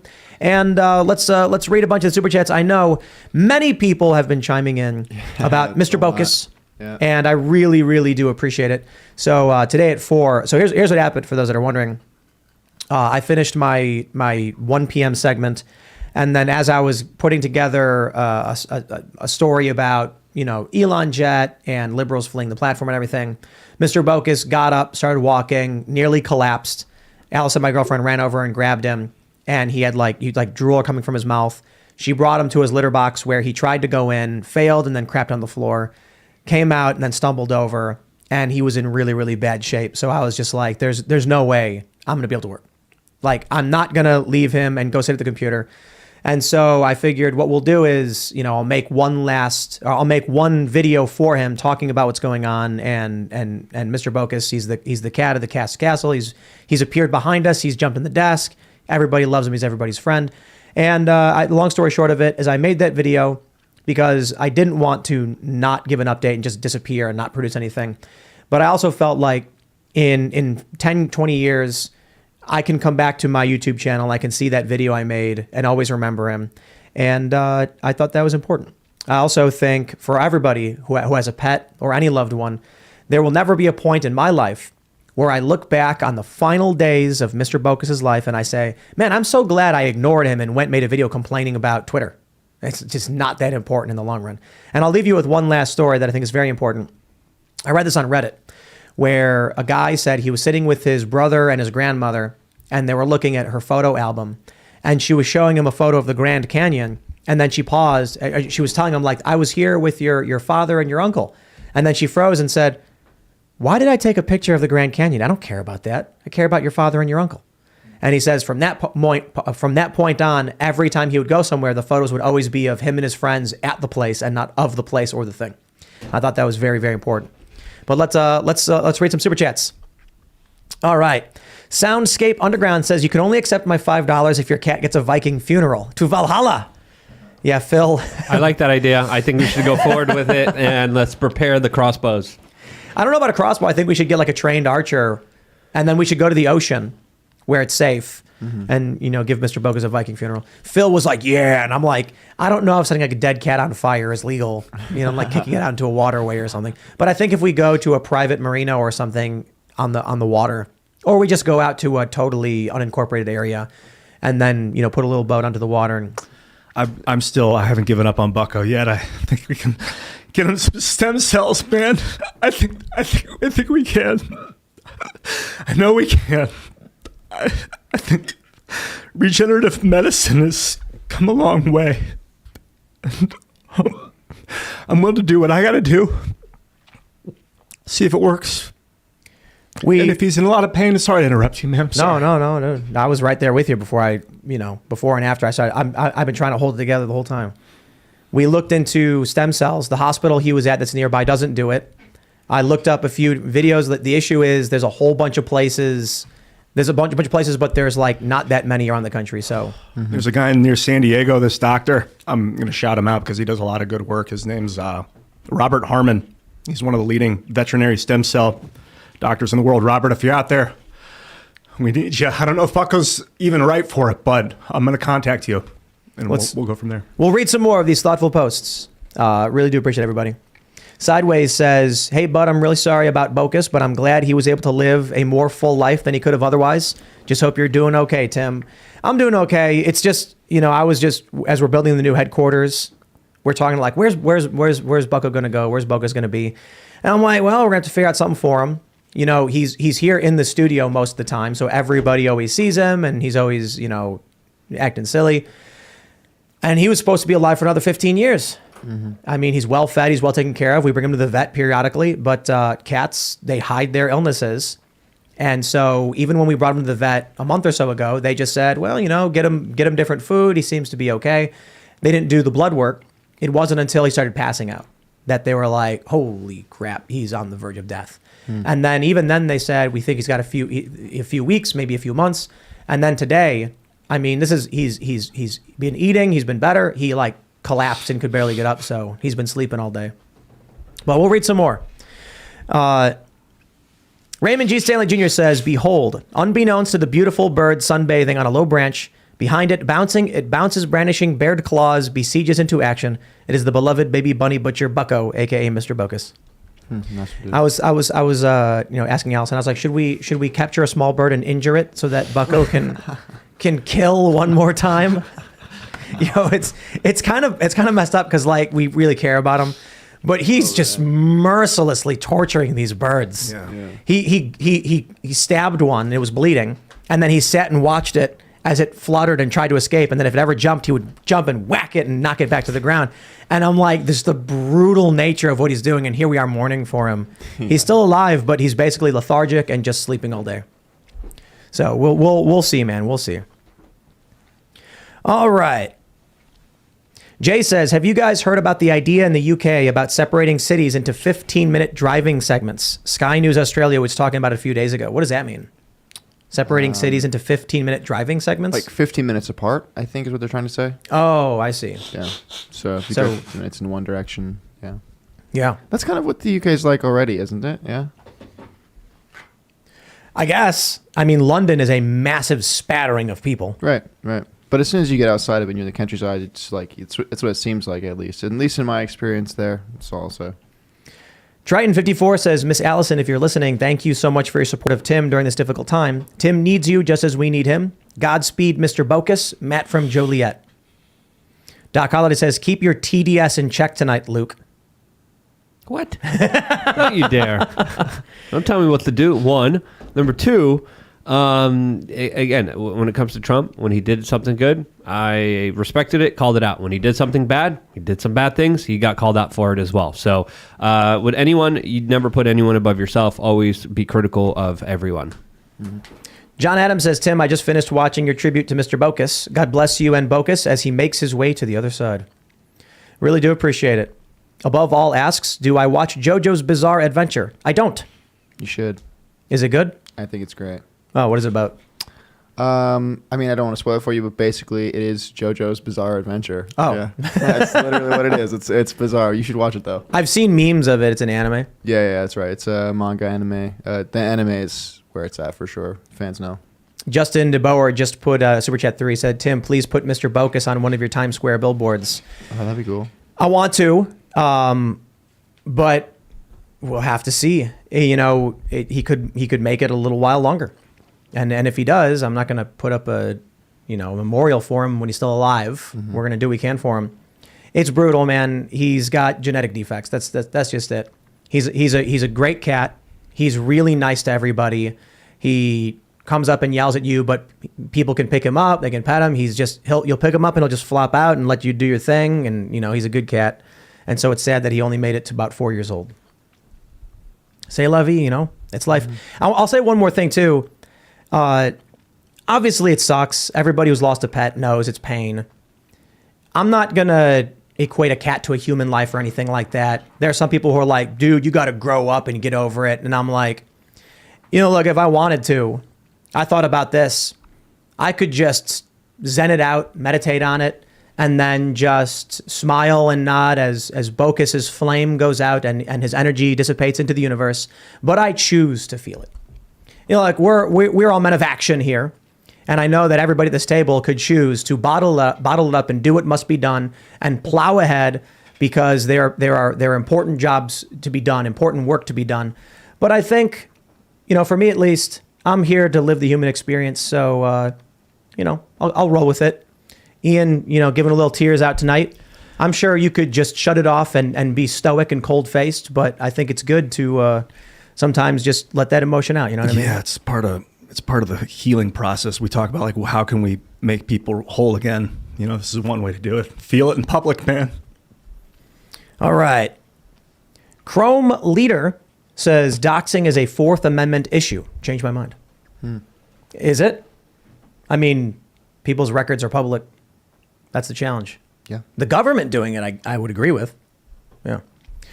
The Maladroit Mama. Maladroit. Yeah, if you want to be correct about it. Oh, yeah, I do. I can't pronounce these words. I'm a local experienced barista in WV Panhandle. Who can I contact to apply an interview for the upcoming coffee shop? Oh, man. I mean, we definitely do need an experienced barista. Probably a bunch, actually, for the new location, which should be actually set up in not too long from now. I mean, because of the holidays, it may be January, February, but I think we could theoretically get something up and running really, really quick. I mean, to be completely honest, we could open the front door right now with a big banner that says the name and be like, we don't got anything here yet, but you can come and sit in the chair. I mean, I'm sure people would hang out anyway. It's something to do. And then we'll slowly build it up over time. I don't know. I don't know how you can contact. Go to timcast.com and go to the About or Contact section. And then you can send an email to somebody and let them know that you super chatted on the show and mentioned you're in the area and want to be a barista, and we'll see what we can do. WV, I like that. All right. Rhiannon Tunnel says, please tell Mr. Bokus that all the viewers of this show love him and will miss hearing about his terrorism. Also, you should put him in Times Square on New Year's Eve as a tribute. I believe we can do that. I believe we can. Let's get to some more super chats. They're all basically for Mr. Bokus. I understand. Yeah, you know, I had to put out a video. You know, Eric Miller says there's a Capcom game called Remember Me, where they had port on the back of their neck and they would use it to rewrite memories to manipulate people. Yeah, that's a crazy thought. Trippy. We get to the point where we cyberize our brains, and then you can be like, I had a really traumatic experience when I went to that event. Whoop, I don't remember going to the event at all. Right. That's why I brought up Ghost in the Show. Or not sure, is it Ghost in the Show? Yeah, when the guy thinks he has all these memories about like his daughter and all this stuff. Yeah, you should watch if you haven't seen it. Yep. Let's grab some more. Sergeant Buck says, Alejandra Caraballo is the same activist that claimed to be responsible for getting James Lindsay banned on Twitter. And now James Lindsay's back. So, Too bad. But those people are all just making things up and lying. Michelle J says, Tim, get Mr. Bokus outside some, even so sick. Yeah, we're planning on it. Also, the other plan is we've been looking at a local shelter. We want to bring in Mr. Bokus to select an heir who will inherit the title of Bokus. And then we'll learn from him how to be a cat. And then, at the very least, he is unable to reproduce because they chopped his balls off. But his ideas can be instilled in the younger cat. And then I was explaining to Allison the importance of legacy. Because she's just, she's like, Bokus can't have kids. That's it. Why are you and your brother so concerned about legacy? And I'm like, think of it this way. There is an old World War II veteran who goes and lives in the woods, sits there with his dog, and then dies. Then there's the old World War II veteran sitting on his porch, and a young kid comes up to him, and the old man tells him the stories of storming the beaches, of saving lives, of rescuing these women. And then that kid, inspired by those thoughts, grows up and becomes a Marine captain or something, and joins the military and then serves his country. And that's the importance. That Mr. Bokus will teach that little kitten some things, and those behaviors will live on forever. It's sad to me that billions of years of evolution and cellular development, and it all ends with that one life because we spay and neuter them. But I get why we do it. I do. That's another reason why I'm so concerned about how they're sterilizing kids, because it's like billions of years of evolution ends with you. Every single one of your ancestors succeeded in reproducing. Yep. I'm not saying have 50 kids. I mean, you can have one, I'm saying have 50. Have 50. Have as many as you can. There's going to be a population crash. It's going to go bad. It's going to be bad. I'm saying. You'll see. You'll see decades and decades from now. Skylar Hillman says, did Mr. Bokus support free speech, Tim? He absolutely did. He would yell outside the door, cheering us on. He'd come in and jump up on the table. It is kind of crazy to think that it was like a week ago he was at the door yelling at us. Yeah. And the decline was just rapid because cats hide their illnesses. And it was only until he was in total, like he's in stage 3 renal failure, he's passing out, where we like, wow, and now he's just rapidly declining. So we're giving him IV fluids. We've got medicine for him. But I want to be careful too, because they prescribed antibiotics, but I know antibiotics can be hard on kidneys, and his kidneys are already weak. So we don't know if he actually even needs the antibiotics. Yeah, man, I'm so concerned when, especially in cancer patients, when they give them chemo and then the chemo kills them, and then they say it was the cancer. Like, you got to be so careful with delicate bodies, and just quality of life is everything right now for Bucko. I don't want him to be in pain. I will do anything to find a new medicine if that it's real, but at the same time, if he's in a lot of pain, you got to let him go. That's the thing. They want us to do this IV fluid treatment. I really did help him. We gave him some fluids and he immediately sprang up. And so that's good. But I'm also sitting there thinking like, if he's dying, are we just prolonging his life for our own benefit and making him suffer longer?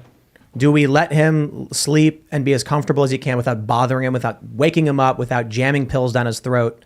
Because I really do, feel like at a certain point, the pill popper in his throat to make him eat the medicine, the needle in his back to give him the fluids, we're just making his last days worse so that we don't feel as bad, but we still feel bad as it's happening. I bet the fluids were great for him. Yeah, he sprang right up, got all excited, and they started acting normal again.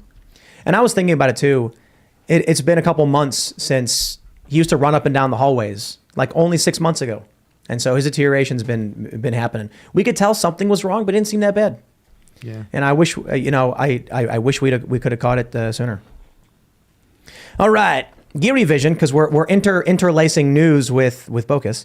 Elon wants to make Twitter a video site, but now you can't live stream newsworthy events such as State of the Union, according to the new doxing rule. Well, Luke makes that point. If you're going and covering a news event and the celebrity's there, are they going to be like, oh, you showed the real-time location of these people? Yeah. But I don't know, man. I think there can be judgment in how it's done. Like, obviously, if you're doing a broadcast, what is it?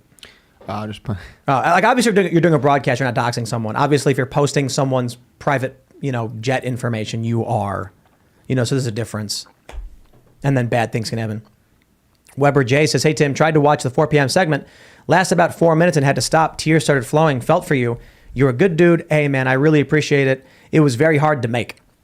But it was a combination of me being like, I hate not talking about something and putting something out. And I always say that I just want to talk about what I feel like talking about. And today it was Mr. Bocus. And in 15, 20 years, I'm going to be an old man and I'm going to show my kids, I'm going to be like, take a look at this video, when they have a sad day with our pet, when we're old and, they're young teenagers and the dog's dying or whatever, I'll be like, watch this video of me when I was younger. And I think that's really great. And he was lying on the table and we were petting him the whole time. All right. Steamed Hams says, I love your work, Tim. I also love how you get people from different political spheres and careers. Is there any chance of trying to get Destiny on the show? He, yes, is a great online debater. We've had him on the show. Would love to have him back on the show. I think Destiny's great, actually. We disagreed. It was funny when he came, I was like, Destiny, I think you and I are going to agree on basically everything. And he was like, what?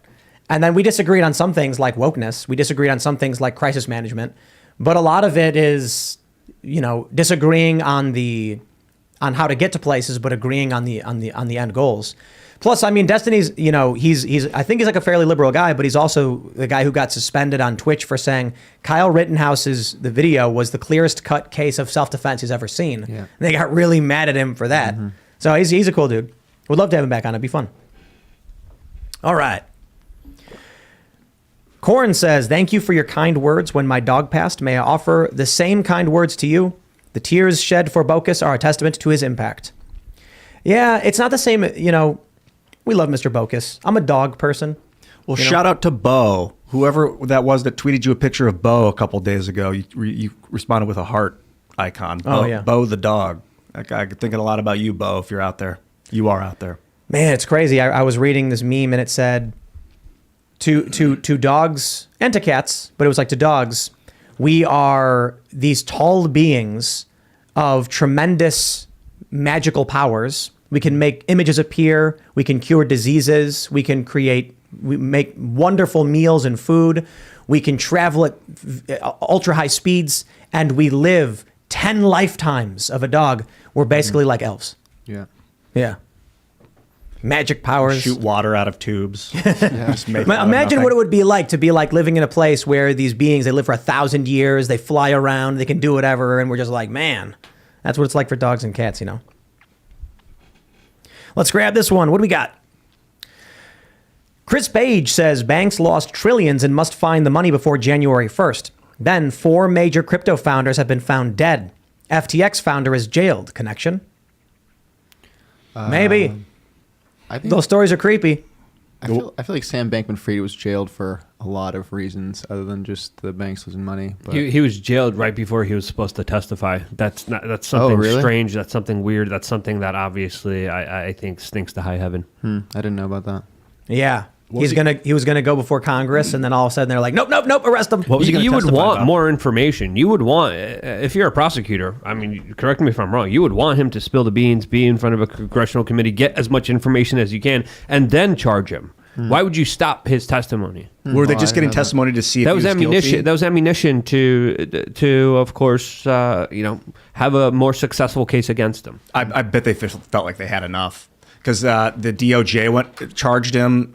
There were 3 different organizations that charged him in the government, and it was like for 9 counts of fraud. All these, there's. Anyway, Tentacled Vesicle says cats are natural anarchists. They actually are. Yeah. Yep. That's right. Dogs are more like soldiers, loyal. They trust you. They trust the chain of command. Well, not all dogs. Some dogs are wild, and untamed. But a good dog, they trust the chain of command, And then they're there for you, and you're there for them. That's the point. All right. I Love Max says, I just had to put my cat Max to sleep a few days ago. He couldn't walk, and he was a hunter. I hope Mr. Bocas can recover. I feel your pain. Mr. Bocas saw 4 doctors, and they all said he can't recover, and they're actually surprised he lasted this long. And he's a strong little dude. The cardio, what's the word for cardiologist? I guess the cardiovascular doctor said he's got a problem with his heart that he's had clearly for a while. It's genetic, developmental.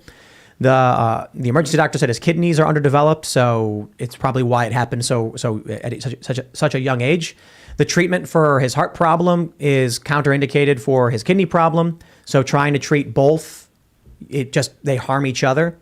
And so they were like, basically, we want to give him palliative care, hospice care to improve his quality of life in his last few days. And she said, I'm really sorry, but I really do hope he makes it to Christmas. So I guess the big challenge for us is we're flying on Saturday to Turning Point USA for their AmFest to do the show on stage, which is going to be really, really epic. And there really are some challenges that I've thought about. So I'll wrap up with this final thought. Some people have said, no, Tim, this is the line. Stay home. Stay with Mr. Bocas. And I'm like, if it was a family member, perhaps. As much as I love Mr. Bocas, I also recognize my responsibility to humanity and not to my own selfish desires to spend time with an animal that I love. So I do want to spend as much time as possible with him, make my tribute video for him, get him the treatment he needs. But at a certain point, I have to live my life and I have to keep up my responsibilities to all of you. And that is, if we have an opportunity to spread good ideas and help people and make the world a better place, and we can do it to a great degree with Turning Point in Phoenix at this massive event with 10,000 plus people, that really matters. And we'll spend as much time as I can with Mr. Bocas, and then we'll come back and hopefully, I believe we will have him for Christmas. And it won't be the end. I mean, they said maybe 2 months. So we're gonna assume 2 months. But if his time comes, his time comes. And as much as he is a cat that we love and we'd be willing to spend whatever it took to save him, we have responsibilities to humanity as well. So, I don't want to, I was thinking about if there was a sergeant or a commanding officer and he's with his unit and they're in the middle of a conflict and then he finds out that someone, fell and got hurt and they're dying and he says, I'm going to leave the group. I've got to go see them. This is more important. I'm like, no, that's devastating for everybody else. So you can't abandon your post even, So I think going to the event is important. And also there are a lot of people here who love him, who want to be with him as well and will take care of him. So it's just the hard reality. I could shut down the next few weeks of my life because Mr. Bocas unexpectedly took a turn for the worse, or we can do our best for him. I can spend as much time with him and then, we both live our lives. So yeah, I agree with you. I thought that my own grief was selfish, and it is in a little way, but like, why is me dealing with, like, there's so much more out there. You listening, your grief, like, I don't want to waste your time with mine. It's important that we grieve together, but it's a bigger story. All right, everybody, if you haven't already, would you kindly smash the like button, subscribe to this channel, share the show with your friends, become a member at timcast.com because we have a couple stories. They're just actually kind of awful. So after that heartfelt tug on your heartstrings, we're going to talk about how nasty things kind of are because Joe Biden's coming out and defending, grooming and other horrible things. We'll talk about that. You can follow the show at Timcast IRL. You can follow me personally at Timcast. Gene, you want to shout anything out? I really appreciate the opportunity to be here. And I think you have a stellar audience. I think you guys are really onto something. And I think there's some real opportunities for freedom-loving Americans as we progress into the future. Right on. Where can people find you? What's your Twitter account? So you can find me at America First Legal, but it's America 1ST Legal, and also at www.aflegal.org. That is where we are. That is where I am. We post everything that we do, all of our work there, and encourage everyone to go check it out. It's a good time. Gene, thank you so much for coming on. That was a great conversation. My website is lukeuncensored.com, where I made a video about a very similar topic, about how you should cherish your pets and your family. I did a video that was titled, "This is how you actually help your family first," and it kind of goes off the conversation that we had yesterday when it came to, of course, very tumultuous political conversations at the dinner table. There's ways of achieving these conversations and getting your family on board, helping them out, and working together to be the best, strongest versions of yourselves. Family is more important than ever. LukeUncensored.com. See you there for that conversation, as well as the conversation in the forum where we are giving out prizes as well. Ian Crossan, you can follow me at iancrossan.net, but really go check out Luke's video on putting family first. That's important. And if you didn't see Tim talking about Bucko with Bucko and Allison, the video's worth watching. It's a great cat. I'm talking about you, homie. No, Bucko's a good cat too. Bye, guys. And I'd like to shout out Kellen. Speaking of people that you appreciate, Kellen PDL at Kellen PDL. He'll be taking over for the next couple days here while I fly out to Phoenix and get everything ready for the show in Phoenix for AmFest. It'll be fun. It's going to be really interesting because we're doing the show live on stage at TPUSA with some high-profile people who probably will say very spicy things. So yeah. I'm ready for it. Look, this is a massive event. It is what it is. All right, everybody, head over to timcast.com. We're going to have that members-only show coming up for you in about 45 minutes or so. Click the Join Us button at timcast.com. When you do, you'll also see a picture of Mr. Bokus. He is front and center in our little talent roster. Thanks for hanging out, and we'll see y'all there. Cheers, dudes.